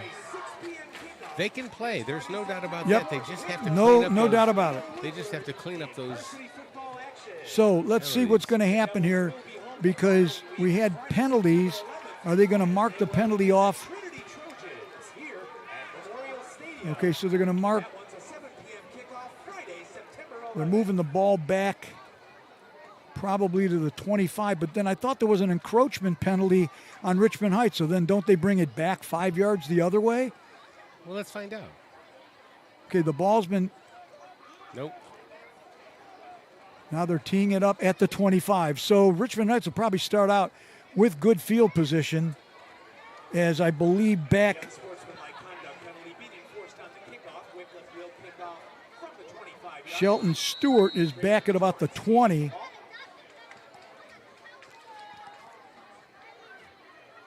Jalen Adams back deep to receive for Richmond Heights. And Jalen Adams is back deep for the Spartans, as they will have it for the second time here in the third quarter. A high end over end kick's going to come down, land. It's going to be touched and taken out of bounds by Gary Russell, the third. But the Spartans are going to start in very good field position at their own 39-yard line. So we'll see what they're able to dial up here on their second possession here of the second half. Once again, the Devils will be back on the road next week. They'll be in Toledo, Ohio, the Glass City. We'll be back in 2 weeks when the Devils will be home against Trinity. So the talented Jordan Lewis is now back out on the field. He operates out of the shotgun formation with Chaz McKee right next to him. They hand it to him off right side. He's got good yardage. He's into the open field, and he's going to get run out of bounds. A very good carry into Wickliffe territory. The Blue Devils run him out of bounds at about the Wells ran him out of bounds at about the Wickliffe 35-yard line. So clock running, 9 minutes to go in the third quarter. 14-0 Blue Devils. 26 yards on the play. First and 10 from the Wickliffe 35-yard line.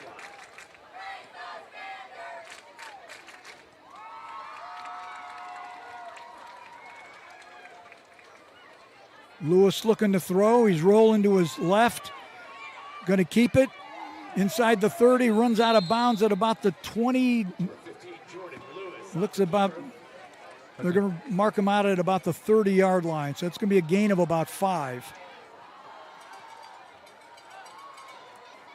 Or do we have a flag? Everybody's walking backwards. Yeah, there is a flag on the play. Mark, I don't think the Richmond Heights coaching staff is going to be sending Christmas cards to this crew. Yep, flag. We haven't seen. So the ball's being brought back to the 45-yard line. So it'll be 1st and 20 with 8:37 to go. Lewis alone in the backfield. He's looking over to the sideline. He's bringing McKee into the slot on the left side.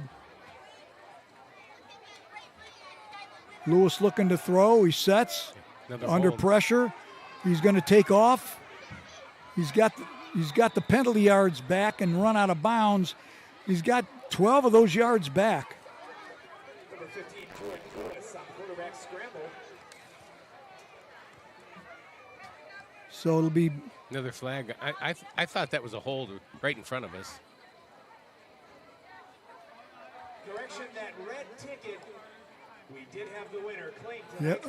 Yeah, folks, it looks like they're going to back them up again. You see a couple of the Richmond Heights players move their arms in disgust.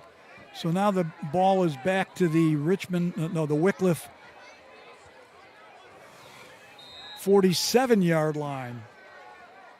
They'll set up a 1st and 22, it looks like. Ball goes back to the Wickliffe 47-yard line. The only one in the backfield is number 15, the quarterback, Jordan Lewis. He's looking to throw.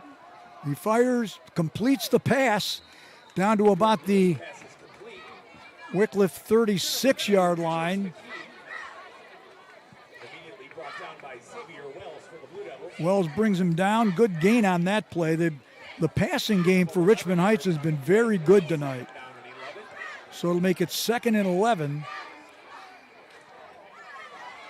8 minutes to go in the 3rd quarter. Lewis looking to throw. He's under pressure. And the Devils are going to get to him this time, and they're going to bring him down at about the line of scrimmage.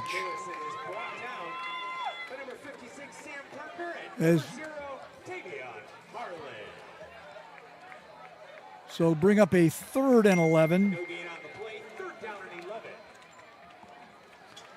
A shout out to the lovely Pamela Barker. She says, "You guys sound good." I must owe him. Thank you, Pam. Clicking in from Bay Village. 7:20 to go in the 3rd. 3rd and 11. Ball at the Wickliffe 36. You got to figure this is 2-down territory. Looks like Lewis is changing the play.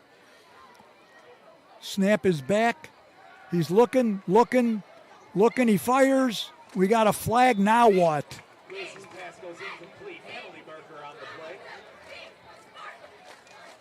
And they threw it from about where the linebackers are into the backfield.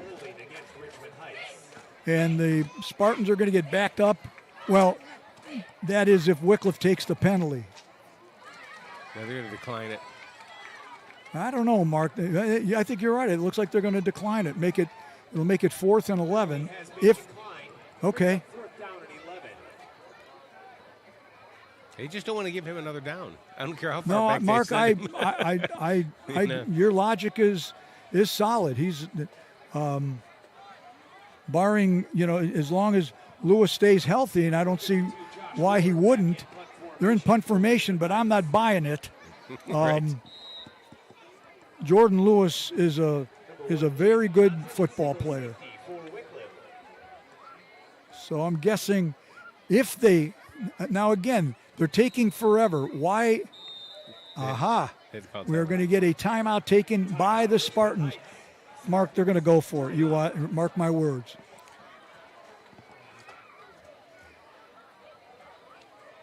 Tonight's game, folks, is being brought to us by Big B Coffee. Indulge in goodness. Visit their shop here in Wickliffe on Euclid Avenue. And that's Big B Coffee. Not Bugby? No, it shouldn't be Bugby there, Joe. Do you remember? We're joking around here with our executive producer and international marketing guru, Joe Nero. Yes, Mark. Where Big B's at, remember that was the AMP when we were allowed like 8, 9, 10 years old. Wow. There's an AMP. The Lawsons used to be over there. Yep. The drugstore used to be over there. Well, Mark, I think they're rethinking what they want to do because with 7:01, it does not look like they're going into punt formation. So 4th and 11, we'll see what the Spartans dial up here. Now what? Now we got a timeout going to be taken by the Blue Devils. So this will leave both teams with 2 timeouts here left in this ball game. Yes, sir.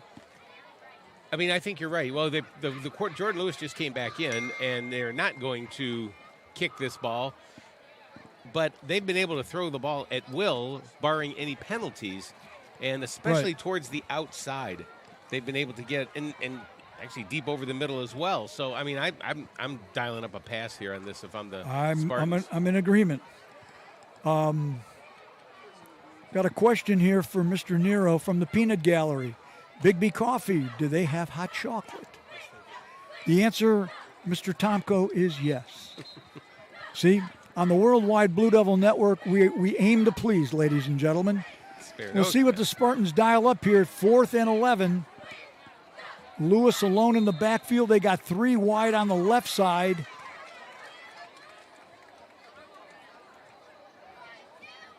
There was a movement. There was movement. The right tackle moved. He's hanging his head. Oh, my gosh.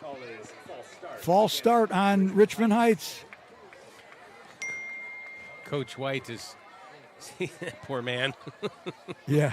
For head coach of the Richmond Heights Spartans. Yeah, I got a feeling that the coaching staff of Richmond Heights, they're not going to Big B Coffee after the game. They're probably going to the Big B Lounge. All right, now the Spartans are in punt formation, but as we've seen,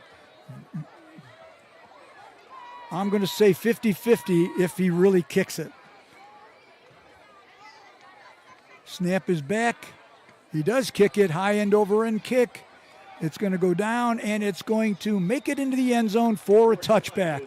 So it's 6:53 to go in quarter number 3. The ball will go back over to the Blue Devils as they will start 1st and 10 from the Wickliffe 20-yard line. Tonight's ball game is also being sponsored by Leisure Time Warehouse, where you will find top-of-the-line hot tubs and so much more. And you know, Mark, as the sun is set, it's getting a little cool. I think, Leisure Time hot tub would be great. Leisure Time hot tub would be quite the... We should do the webcast from a Leisure Time hot tub. There you go, Mark. See, there's the brains of the operation, folks. Devils have it 1st and 10 at their own 20. Got a man in motion, and Purcello keeps it on his own. He gets out over the 30, leans that long body out to about the 37.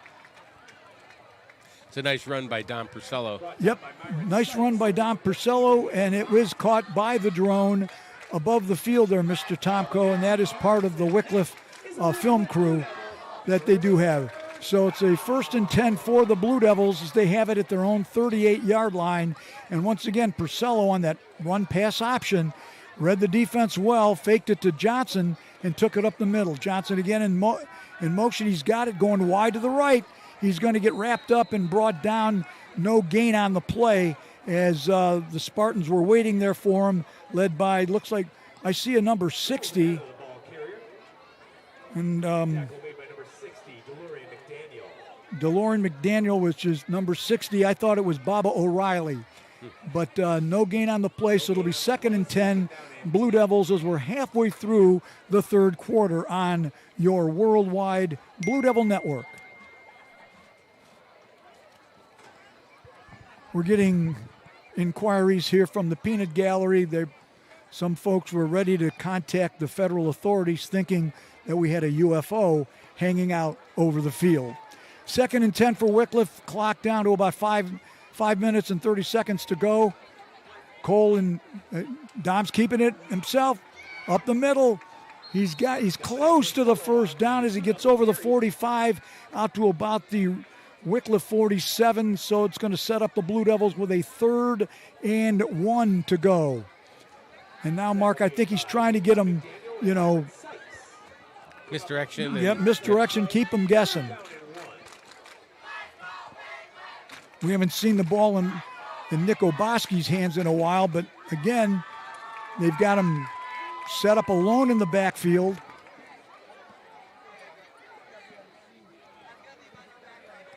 Looks like Dom's changing the play.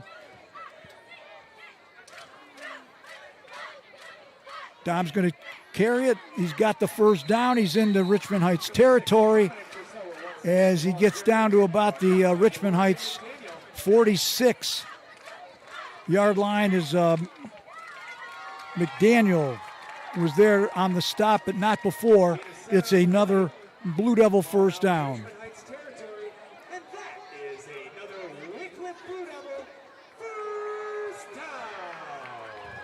Yeah, the PA announcer here for the Blue Devils. A bit of drama there, don't you think? In a loving way. He loves his job. Yes, he does. Handoff goes to, we got a, man, they love throwing flags tonight, folks. Boy, do they love throwing flags. Devin Hunter, the freshman, and we got, looks like going to be a hold on the Blue Devils.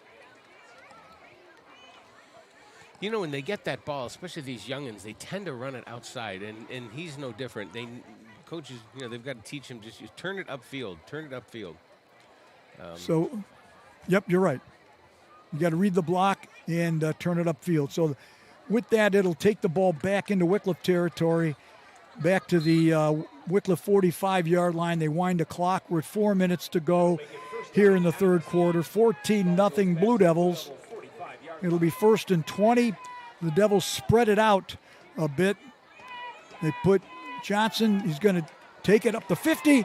He's breaking tackles. It's a foot race. 20, 15, 10, 5. Touchdown, Wickliffe. Woo! Uh-oh. We've got a flag. Oh, my goodness. They called holding on Wickliffe.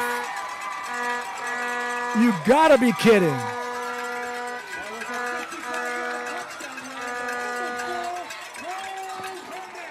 They're bringing it back, Scott. They're bringing it back. This crew is flag happy against both teams. So we'll go from 1st and 20 to 1st and, well, it depends where the spot is. They've taken it all the way back to the 35-yard line. Something tells me that this officiating crew will not be getting Christmas cards from either coaching staff or the Blue Devil Worldwide Blue Devil Network. So it's going to be 1st and 29, ball sitting at the 35 of Wickliffe. They've got to get down to about the 36 of Richmond Heights. Again, they hand it off. And another flag. Come on, guys. I think they got a face mask. Vanetta on the carry, but let's see what the call is. We've got a face mask call against who? Richmond Heights. Okay, it's going to be against Richmond Heights.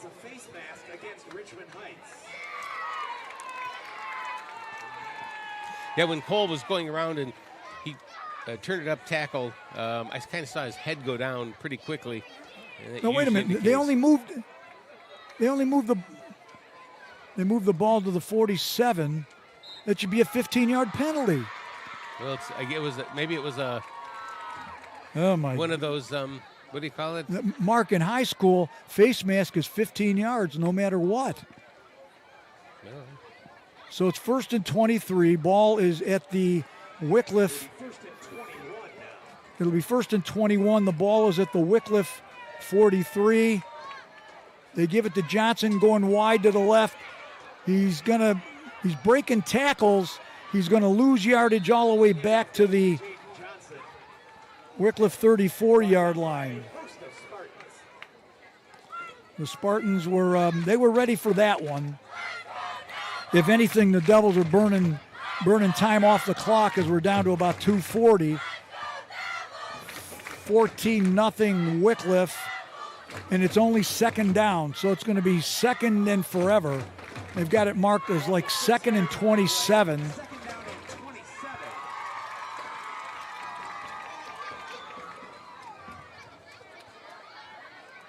Snap is back. Dom's looking to throw. He sets. He fires. And he overthrows as he had open number 18, Emerson Rossman, down at about the Richmond Heights 30.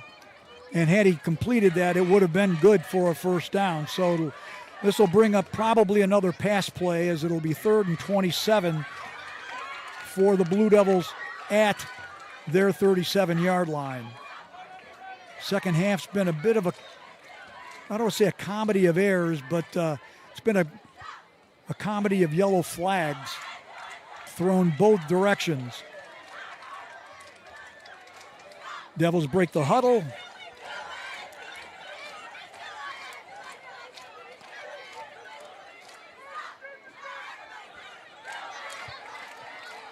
Blue Devils send 3 wide to the right side.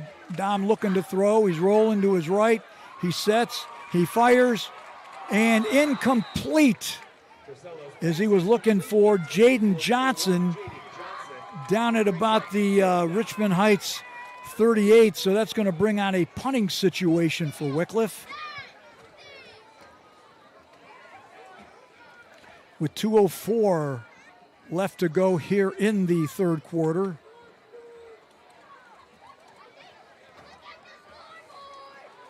And on to punt for the Blue Devils will be number 12, Braylon Torrance.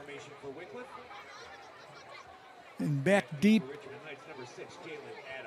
And back number 6, Jalen Adams, is back at about the Richmond Heights 27.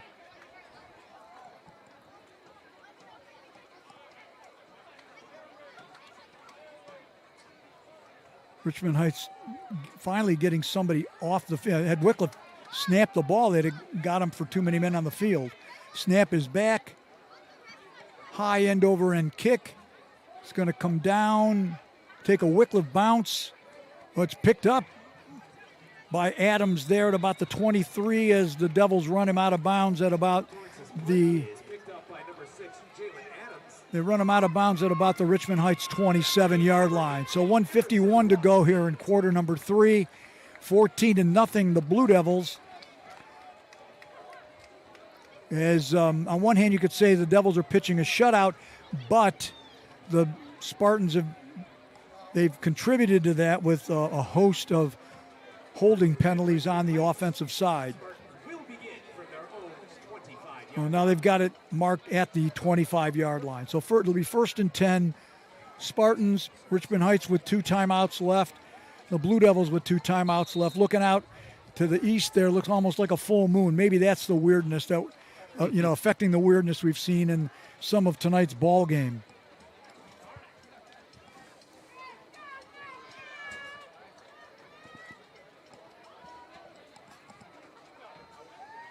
Spartans set up. They send 1 wide to the left side, 1 wide on the right. Lewis looking to throw. He bobbles it. He basically fires it out of bounds. There was no one there, so why not grounding? How about a grounding call there, folks? There was no receiver in the area. Pass falls incomplete. It'll make it 2nd and 10 from the 25.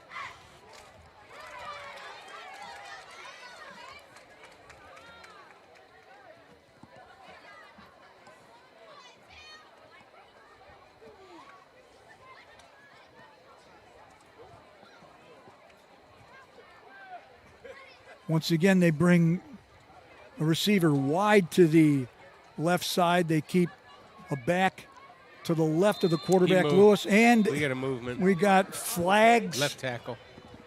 And illegal movement, false start. It'll set them back 5 yards. It'll bring up 2nd and 15.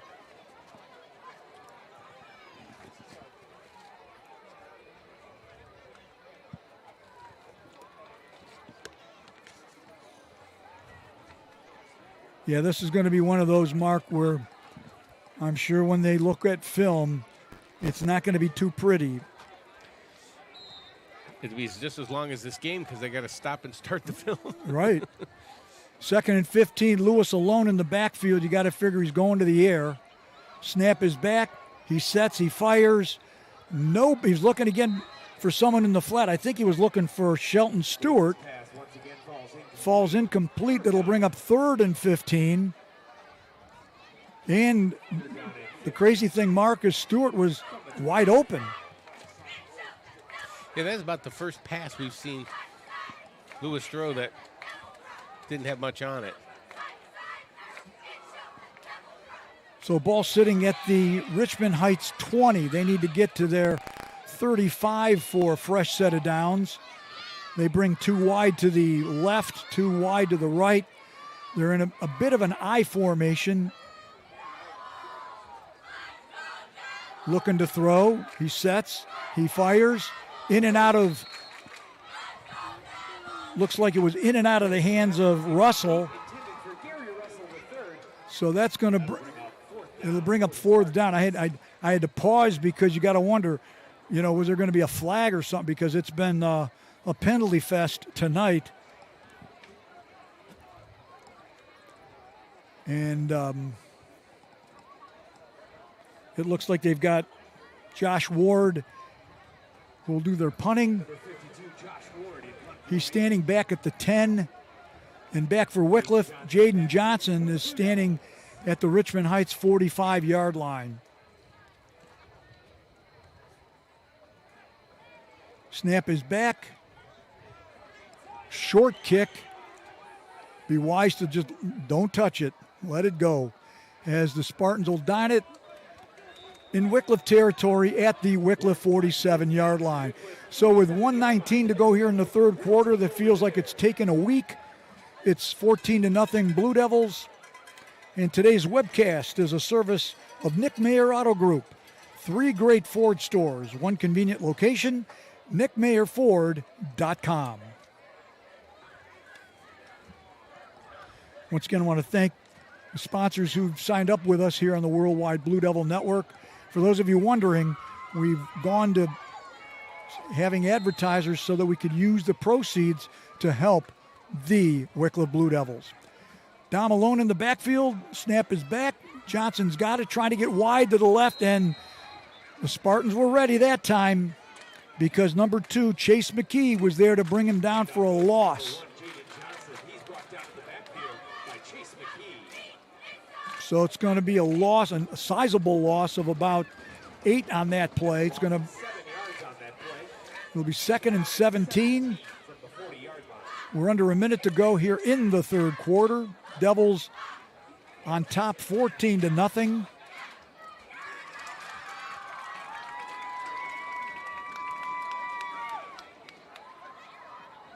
They keep motion. Dom keeps it up the middle, and he gets tripped up at about the Wickliffe 45-yard line as it looked like Ward brought him down, but Ward is down because I saw one of the Blue Devils go over to him to make sure he's okay as the training staff from Richmond Heights and Wickliffe are out to take a look as Josh Ward is laying face down on the field. So we have an official timeout with 25 seconds to go here in the 3rd quarter with the Blue Devils on top by a score of 14-0. And we'll be back after a word from one of our sponsors. This report is brought to you by your Wickliffe Fraternal Order of Eagles. With more than 650,000 locations across the U.S. and Canada, you'll always have a place to call home. Members of the Fraternal Order of Eagles have exclusive access to savings on hotels, rental cars, cruises, home, auto, pet life insurance, and more. So take advantage today and put money back in your wallet. Check out your Wickliffe Fraternal Order of Eagles at FOE.com. For info, visit Fraternal Order of Eagles at FOE.com. Proud sponsor of Wickliffe Blue Devils High School football.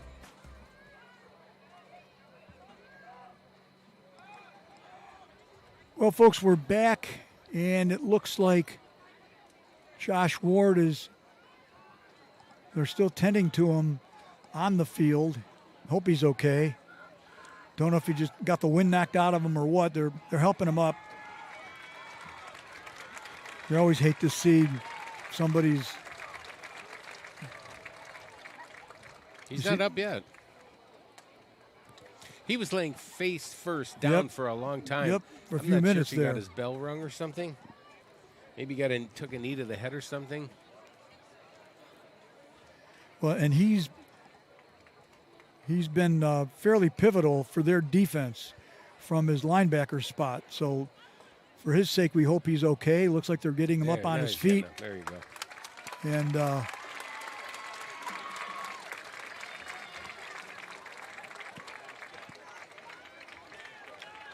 as he's jogging over to the Spartan sideline, his teammates making sure he's okay. And we're about ready to get back to action here as the third quarter is winding down.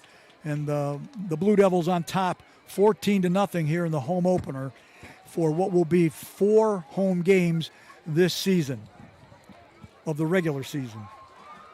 See what the Devils dial up here. 3rd and 12. They're going to wind the clock. Wickliffe at their own 45-yard line. Looks like Dom changing the play. And now we've got a whistle and what?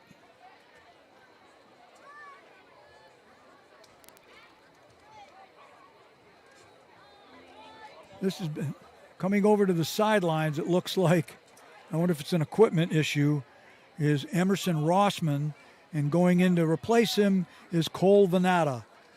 And Cole stops and probably gives some message to Dom as he goes and lines up on the left side. And that's going to be the end of the third quarter with the score Wickliffe 14, Richmond Heights nothing. And that's the end of tonight's third quarter of play with your score, Wickliffe 14 and Richmond Heights 0. And we'd like to give a shout out to the Ken Ganley Auto Group, proud partner of Blue Devils football.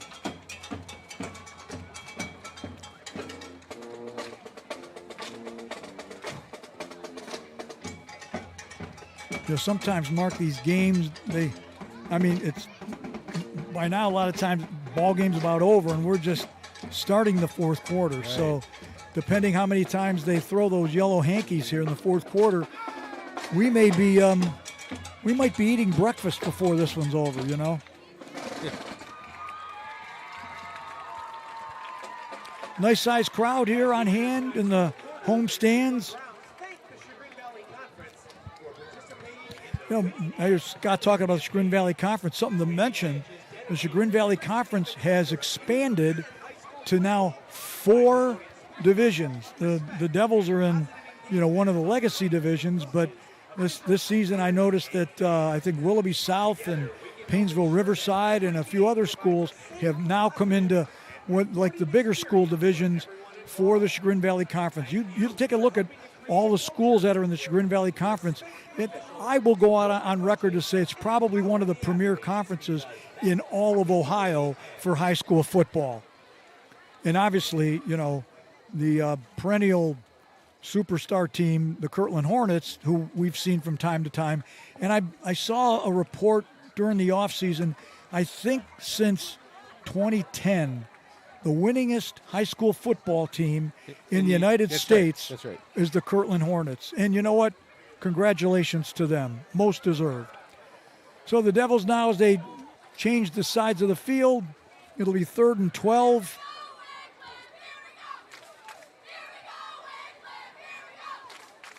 As we begin the fourth quarter, Wickliffe has it 3rd down and 12 from its own 45. They're bringing Cole Veneta, wide to the left side.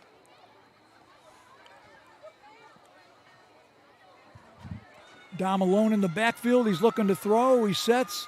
He fires. Complete. It's going to be caught to Jaden Johnson. They get it into Richmond Heights territory down to about the 46-yard line.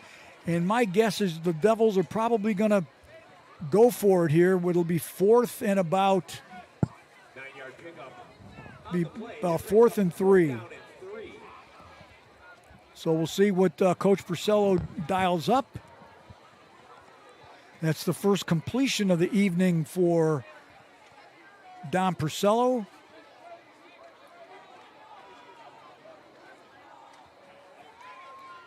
Dom alone in the backfield, sort of a wing T setup. Looks like they're changing the play. Richmond Heights making some adjustments at the line. Colgan take it up. Dom's got the first down. He's inside the 40, down to about the 38-yard line. So the Devils on 4th down do convert. They keep a fresh set of downs as we're under 11 minutes to go. 14-0 Blue Devils. You know, Frank, he's still playing and he's out there, but I wonder if something happened to Nick Oboski because it just seems like he's the starting tailback and he just really hasn't been a factor much at all in this game. You're right. The Devils in this I formation. Now he's lead. And Mark, they heard you. Guess who's got the ball? Goes over left guard. Gets ahead for about 6. I have a feeling Coach Purcello's listening in on the sideline. He went, Mark, you're right. We got to get the ball into Nick's hands. And that was a good gain of 5 yards on the play, down to about the Richmond Heights 34-yard line.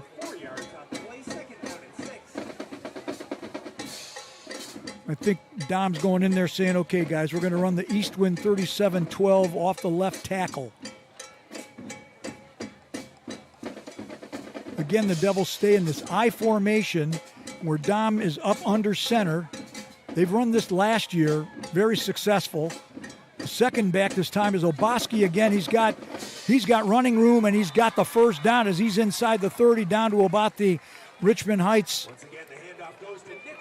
27. So it'll be another fresh set of downs. Clock running. Blue Devils have the ball. They have the lead on a beautiful Friday night. What more could you ask for? Probably a nice warm Giovanni's pizza, Hudjo. Order your pie. So 1st and 10 Blue Devils. They're staying in this I formation. It seems to be working. Richmond Heights is bunching up. Oboski again.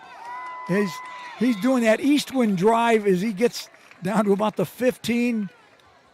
Well, it's pretty clear there's nothing wrong with Nick There's Oboski. nothing wrong with Nick Oboski, Mark. And something tells me there's some telepathy from the webcast booth to the sideline because the last 3 plays have been Nick Oboski special. Devils staying in that eye. They're going to go, we're going to run it until you can stop it. Oboski again. He's inside the 10. There's that Blue Devil band drum thing that I used to do on the kitchen table that my mother used to get so upset at. Frank Foti, stop that.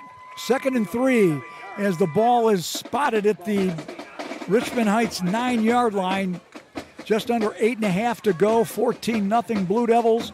And they're looking to try to put some icing on the pie. Again, they stay in this I. Folks, I think they're doing like Ohio State. It's like, we're going to run it down your throat until you can stop it.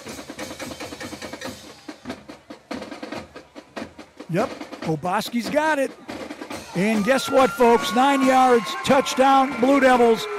7:58 to go. Nick Oboski on a 9-yard run. Darn near single-handedly. Wow. That was the Nick Oboski drive there, Mark. Let's wait. What's going on? The officials, they got to get back in the ball game. What's the call? Call is unsportsmanlike conduct against Richmond Heights. Oh, boy. Once again, it's number 12, Freeland Torrance, on to attempt the extra point. Out of the hold of Jaden Johnson and the snap of Matthew Fiorelli.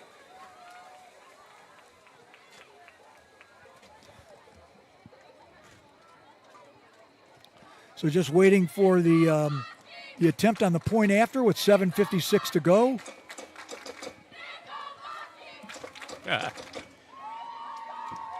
They're cheering Nick Oboski's name. Well, they should. That was like a Nick Oboski drive.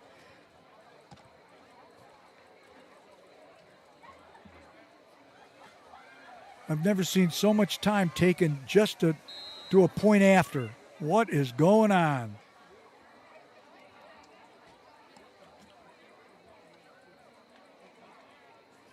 Snap is back. The kick is up. And the kick is good. Pushing the score to the Wickliffe Blue Devils 21 and the Richmond Heights Spartans nothing. And want to get a word in here for Leisure Time Warehouse as one of our sponsors, where you will find top-of-the-line hot tubs and so much more. Did I say Brioski? Richmond Heights is going to have to take Brioski after that drive. And here's your fight song, folks.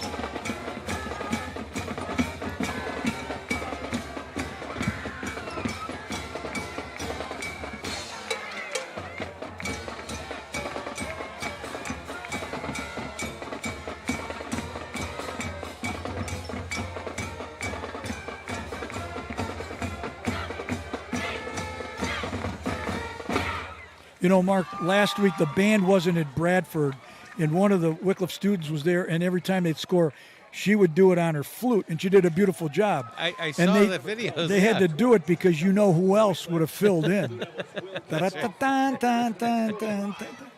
All right. So because of the unsportsmanlike conduct penalty, Braylon Torrance will be kicking off from the Richmond Heights 45. And back deep for the Spartans is number 6, Jalen Adams, standing at about his 2-yard line. As a high-end over-end kick is going to come down, land, and get picked up by number 5, Daniel Taylor. And he gets it out to about the Richmond Heights 17-yard line. So it's 7:52 to go in this ball game, folks.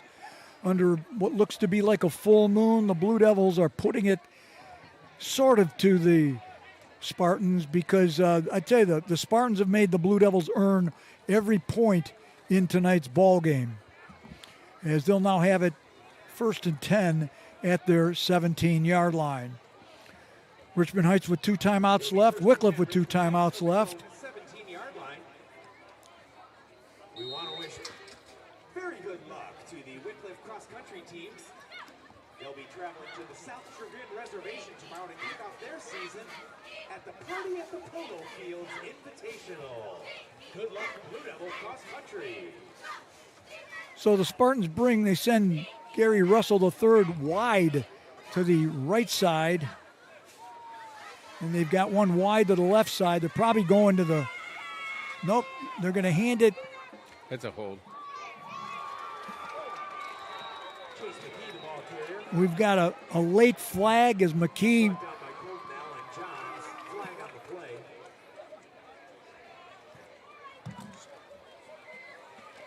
Wait to see what the call is.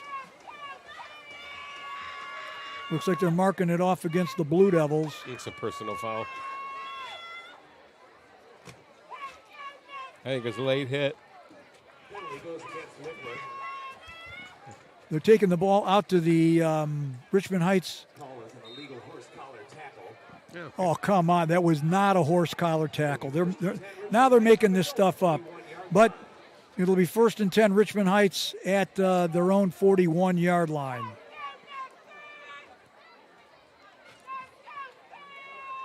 Snap is back. Lewis fires. I believe that, yep, it skipped off the ground, incomplete, as he was looking for Ashton Lee there at about the 42-yard line, except that he kind of skipped it in there. And it'll bring up a 2nd and 10 from the 41 with 7:35 to go here in this one, with the Blue Devils on top 21-0. I think we need on the scoreboard to add a third category, 21 for Wickliffe, 0 for Richmond Heights, and then a column for the officials for the number of flags they've thrown. They've easily thrown 30 flags tonight, folks. Easy. 2nd and 10. Put a man in motion. Lewis looking to throw. He's going to throw back. Now he got what? Movement. Had to, because he stopped the play, right? Unbelievable. You know, ladies and gentlemen, this game, at the rate it's going, it's going to exceed most of our curfews.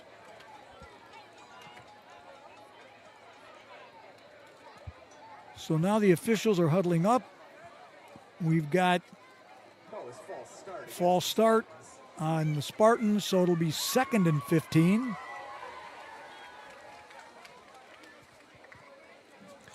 Gosh, I mean, you're 21-0. You're late in the fourth just about. It's like, man, can't you let some of these just go?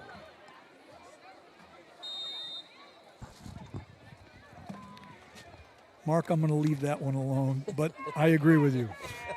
2nd and 15, ball at the Richmond Heights 36-yard line. You got to figure he's going back to the air. Lewis looking to throw. He throws back to number 2. He's breaking tackles. And the Devils are going to bring him down for a loss there, and that's Chase McKee. But got to make sure there's nothing yellow on the field other than the helmets of Wickliffe. So it's going to be a loss of 2 on the play. It's going to bring up 3rd and 17. Why are they stopping the clock when he... No, the clock's running. No, they stopped it. Because they did the official stop, and I have no idea. But the clock's running. No, they stopped the clock. Oh. It is running now. Okay. But they stopped the clock. And this is not the first time they've done this. No, I Look, now he stops the clock. Well, no, Richmond Heights is taking a timeout.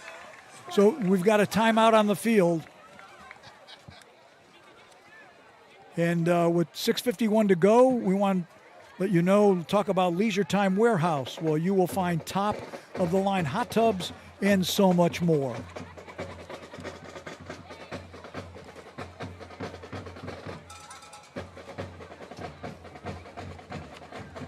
If you get a chance, check out the Wickliffe Schools Alumni Association website, wickliffe-schools-alumni.org.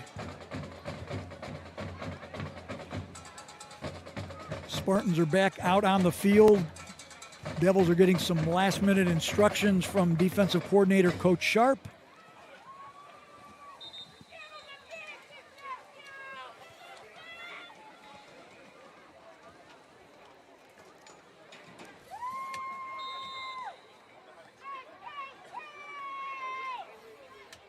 Quarterback Lewis sets up. Looks like he's looking to throw. He sets, he fires. Over the head and incomplete, looking for Ashton Lee. So it's 6:45 to go. It'll bring up 4th and 17 with the ball marked at the Richmond Heights 34-yard line. And you gotta figure, Mark, that down 21 points, if there's any hope, they're probably going for it, because it does look like, oh, no doubt, Lewis is still on the field. They've got to get to the Wickliffe 49-yard line for a first down. So it's 4th and 17. They're going to load up the right side with 3 receivers, 2 on the left. Lewis alone in the backfield. He's got it. He's under pressure. And the pass is going to be incomplete at about the Richmond Heights 47. He would not have had the first down. So the ball's going to go over to the Blue Devils on downs with 6:38 to go. It'll be 1st and 10 Wickliffe at the Richmond Heights 34-yard line. My guess, do you think they're going to line up in that I formation? Nick Oboski show. I mean, Mark, look what they're doing. I mean, you might as well keep doing it until they stop it. 1st and 10 Wickliffe. The Blue Devils will begin this possession at the Richmond Heights 34-yard line.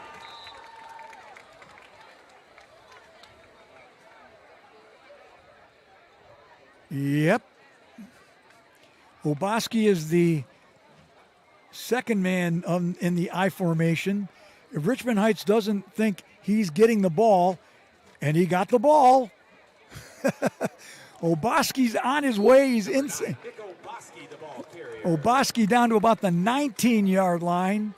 A gain of about, what, 15? We got an official timeout. And somebody on down for the Blue Devils.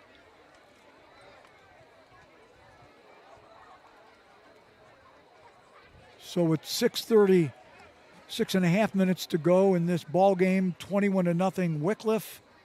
I think it's a cramp. We've got an official timeout on the field.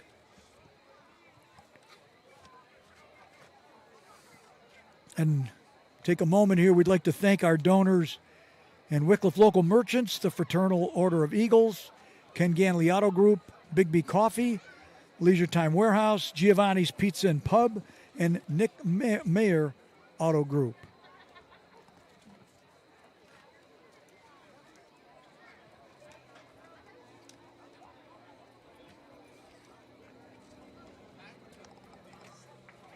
As well as... that was Nick Oboski. Yeah, Oboski is Cramped. up on his feet, making his way. Well, Mark, I guess they won't be able to run that play again because Oboski has to come out for at least one play as he's jogging over to the sideline. But when we get back to action, it'll be 1st and 10 Blue Devils at the 19-yard line of Richmond Heights. The Devils, if they're able to put it in, would probably be putting an exclamation point in on this one. But they're lining up once again in the I formation. And in the slot spot where Oboski was is Jaden Johnson. So we'll see how they operate. Johnson's got it. Trying to get wide to the right, and the Spartans were there to wrap him up. Handoff goes to number 1, Jaden Johnson. No gain on that play.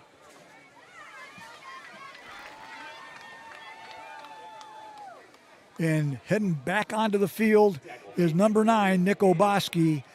And something tells me they're going to run that I formation. I'm going to call it student body, east wind up the middle until somebody can stop it.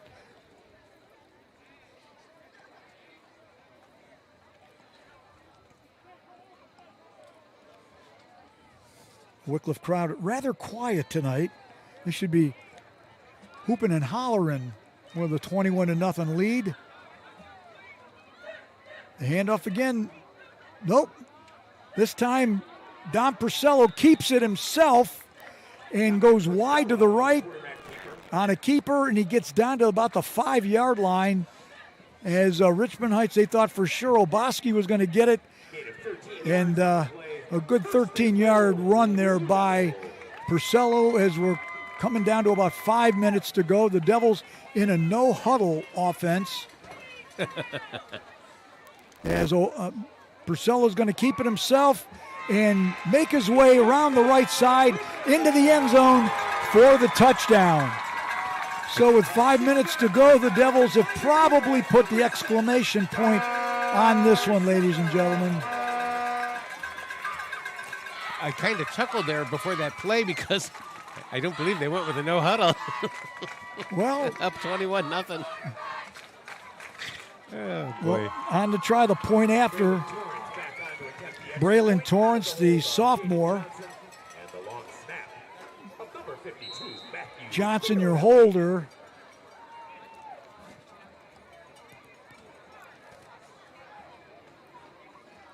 Snap is back. The kick is up. And the kick is good. Here's your fight song.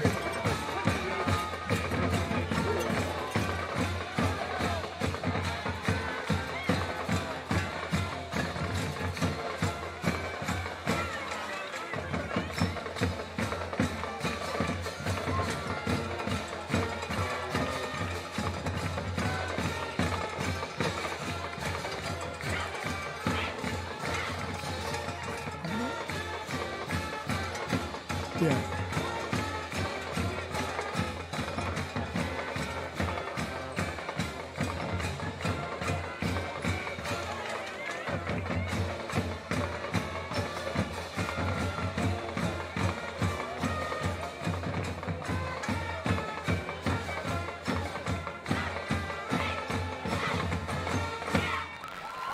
This report is brought to you by your Wickliffe Fraternal Order of Eagles. With more than 650,000 locations across the U.S. and Canada, you'll always have a place to call home. Members of the Fraternal Order of Eagles have exclusive access to savings on hotels, rental cars, cruises, home, auto, pet life insurance, and more.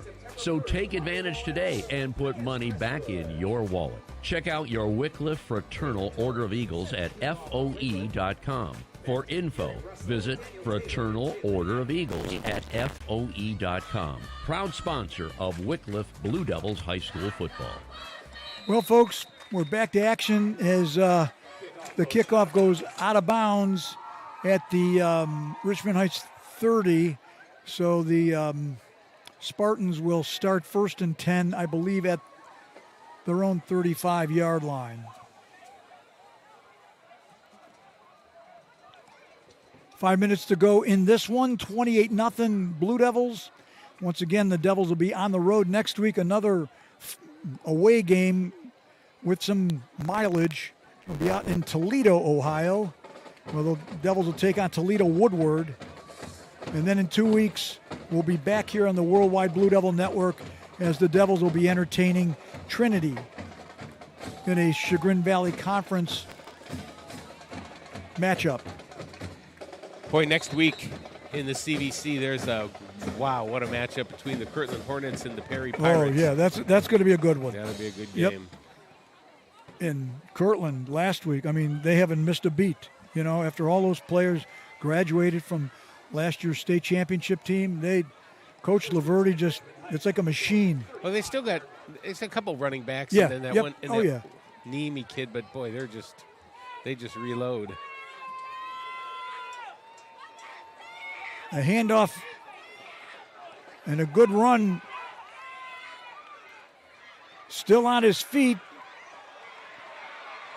Wow. Great run there by Chase McKee as he broke tackles, danced around and got well into Wickliffe territory down to about as Bame finally brought him down as they're going to have a first down at the Wickliffe 28-yard line. So Richmond Heights now operating out of a no huddle, down 28 points, trying to get on the scoreboard here. Snap is back again to McKee on the left side, still gets ahead down to about the Wickliffe 20-yard line.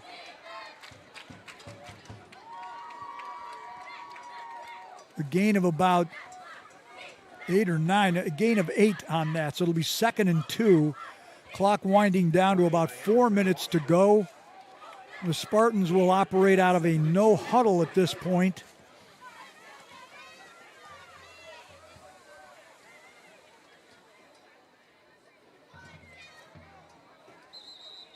Now what? We've got a whistle and what?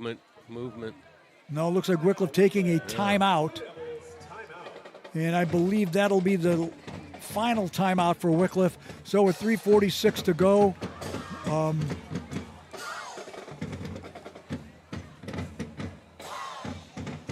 and while we've got a timeout, we'll get a word in from one of our sponsors. This report is brought to you by your Wickliffe Fraternal Order of Eagles. With more than 650,000 locations across the U.S. and Canada, you'll always have a place to call home.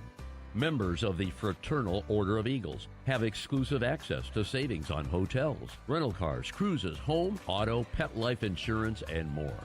So take advantage today and put money back in your wallet. Check out your Wickliffe Fraternal Order of Eagles at FOE.com. For info, visit Fraternal Order of Eagles at FOE.com. Proud sponsor of Wickliffe Blue Devils High School football. And now that we're back, we got back to action. Richmond Heights was able to run a play. Lewis, on a keeper, got down to about the Wickliffe 3-yard line, so it'll be first and goal Richmond Heights.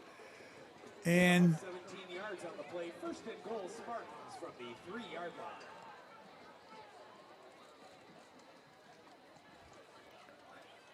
now the clock is stopped. Why? Did they take a timeout or what? That's what I told you. They were stopping the clock. Yeah, why are they stopping the clock? Oh, he might have run out of bounds. Yeah, he okay, did. all right. Yeah. My bad. So it'll be first and goal from the 3.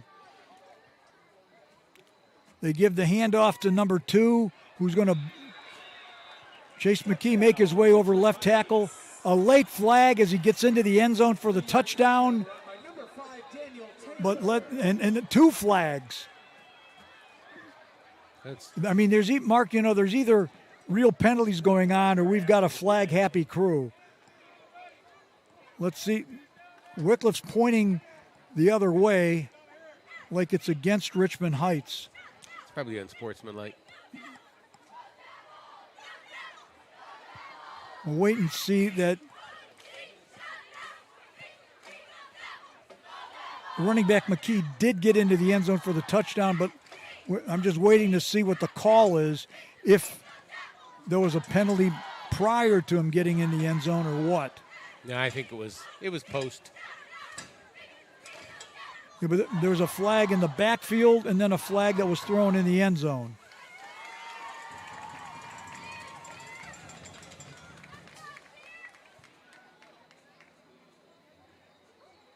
We've got personal foul against Richmond Heights, personal foul against Wickliffe. They offset. And unsportsmanlike conduct penalty against Wickliffe. So, you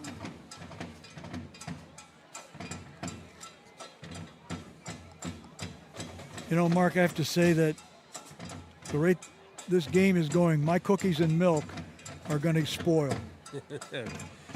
I don't understand what they discuss. I swear, the last 2 or 3 years, that these referee conferences have gotten so long. Yep.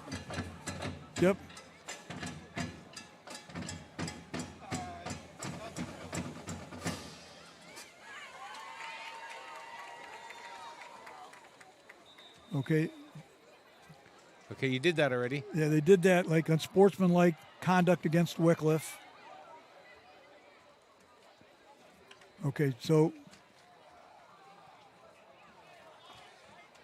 they still have to go for the try.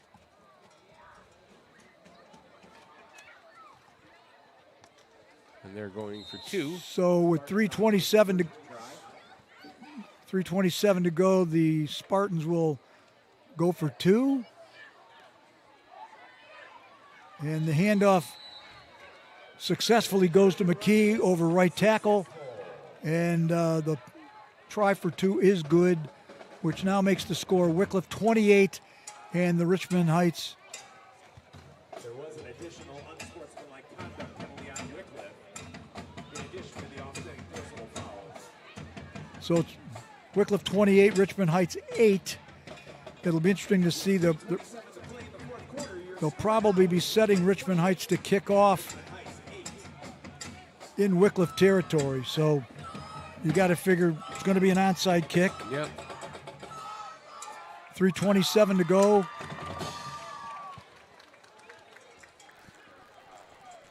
And, you know, this early in the season, I wondered if they even practiced an onside kick. I bet you they haven't. Probably neither team. I'm going to guess Wickliffe does because they have all those different kickoff. I just mean this being so early in the season. No, I understand. I get what you're saying.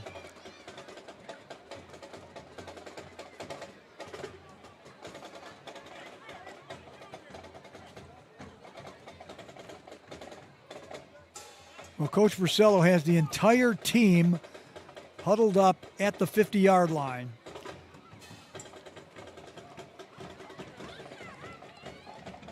At the rate this game is going, folks, we could have played a doubleheader.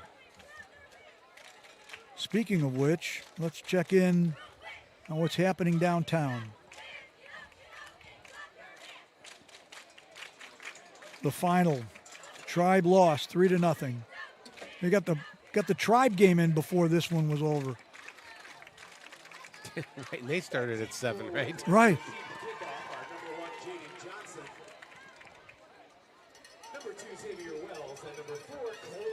Well, and and the other thing is to allow, how much time you allow the teams to huddle up and do whatever you're going to, and now they're kicking off at their 40. If there was an unsportsmanlike conduct penalty on Wickliffe, why haven't they moved the ball ahead 15 yards and have them be kicking off in Wickliffe territory?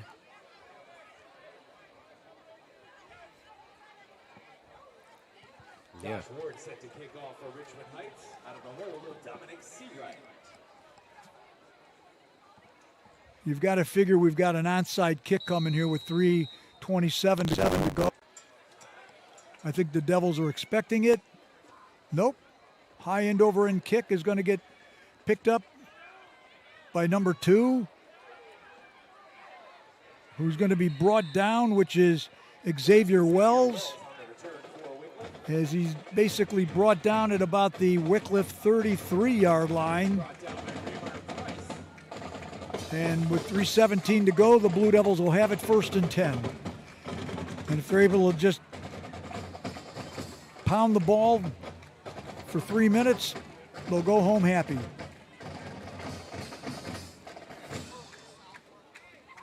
Mark, in all the years I don't know that we've done a game that's had this many penalties called. I mean, and now we've had a lot of penalties called on Wickliffe, but the crazy number that's been called on Richmond Heights, not thinking that every one was probably a penalty.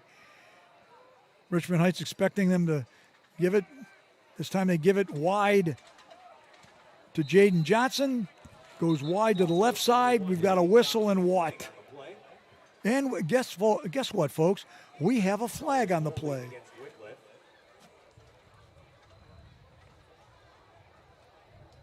So 3:06, the clock is stopped.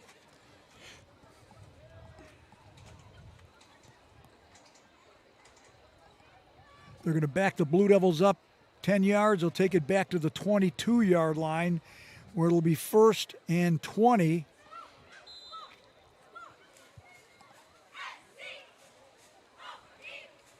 You got to figure Coach Versello tomorrow in the film thing, he's not going to be happy with the number of holding penalties that have been called tonight, even on the Blue Devils. Clock running, under 3 minutes to go. They hand it to Oboski. He gets out to the 30-yard line, and I'm just making sure, let's scan the field to make sure there's no hankies on the field. If I have to...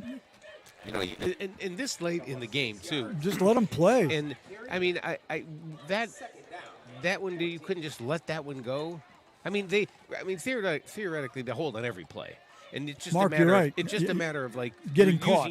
Now using your judgment as an official, going, okay, what was in the line of play and what is it? Did it affect the play? It's ridiculous. Down to 2:10. Devils will probably just work the clock here. 2nd and 14. They stay in the I formation. Dom's going to keep it. He's driving ahead. Oh, wow. He gets out over the 30 to about the 38-yard line,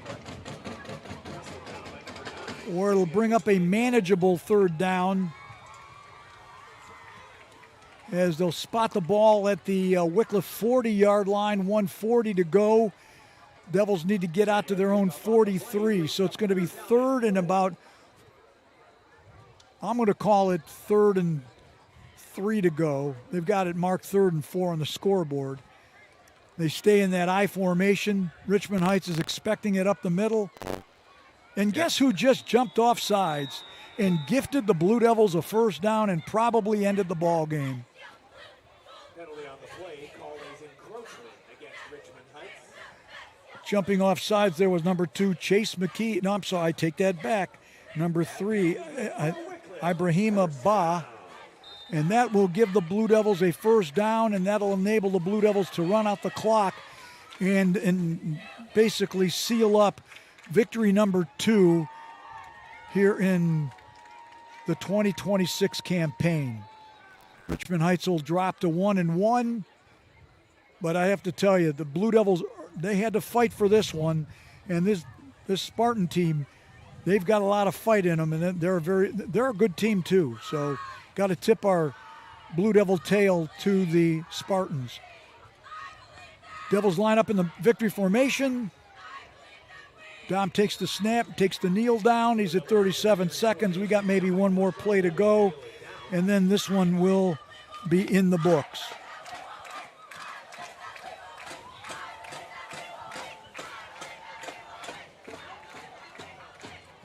As is our custom, usually the marching band will go down and we'll celebrate the victory with the. Actually, we're not even going to have another play. Good. I'm with you, Mark. I'm with you. So we'd like a big thank you to our sponsors, Big B Coffee, Giovanni's Pizza and Pub, Ken Ganley Auto Group, Ken Ganley, Fraternal Order of Eagles, Nick Meyer Auto Group, and Leisure Time Warehouse. As a reminder, Wickliffe fans, your Blue Devils go on the road next Friday, September 4th, as they travel to Toledo to take on the Woodward Polar Bears. The Woodward Polar Bears. That's a. We'll be back home in 2 weeks on Friday, September 11th, welcoming in the Trinity Trojans. That one set for a 7 p.m. kickoff. In the meantime, on behalf of all of us here at the So, folks, I will take a look. I'm sure we can have some wrap-up stats. I'm not even sure I want to hear that. I would like to know how many yards Nikoboski got. He probably had 30, 40 yards, but a touchdown. Yeah, that was just really different that he kind of set out most of the game, and I wasn't sure if maybe he got hurt early on or just wasn't. I guess they just didn't dial up the number, but boy, when he came out there, that last drive was just something. So let's see here. Mark will tell you that Oboski, 12 carries, 92 yards. Dominic Purcello, 16 carries, 100 yards. Jaden Johnson, 10 carries, 98 yards. So they did end up running the ball very well. And then on the other side, Jordan Lewis, 11 for 25, 120 yards passing. Running the ball, Chase McKee, 13 rushes for 113 yards. Lewis ran it 7 times for 45 yards. And I'm guessing if you probably the one thing that the coaches aren't going to want to look at. Wickliffe penalized 8 times for 88 yards. Spartans 19 times for 128 yards. Folks, here's your alma mater for your victorious Blue Devils.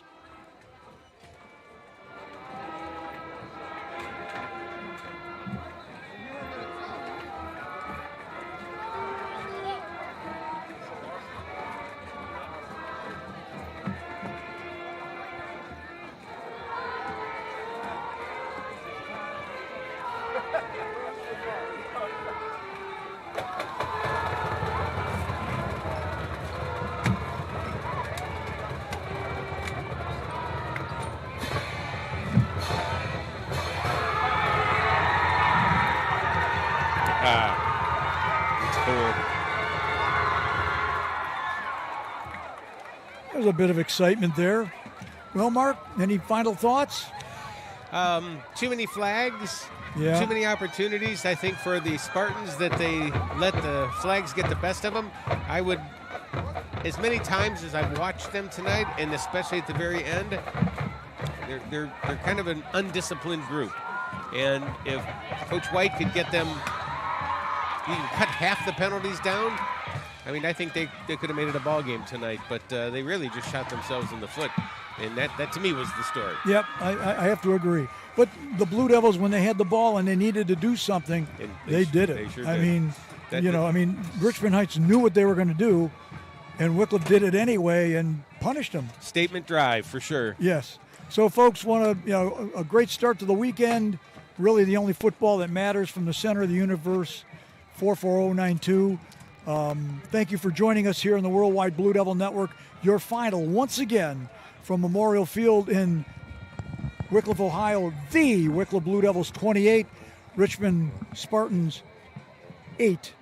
And want to wish everybody a great weekend and have a great night, everybody.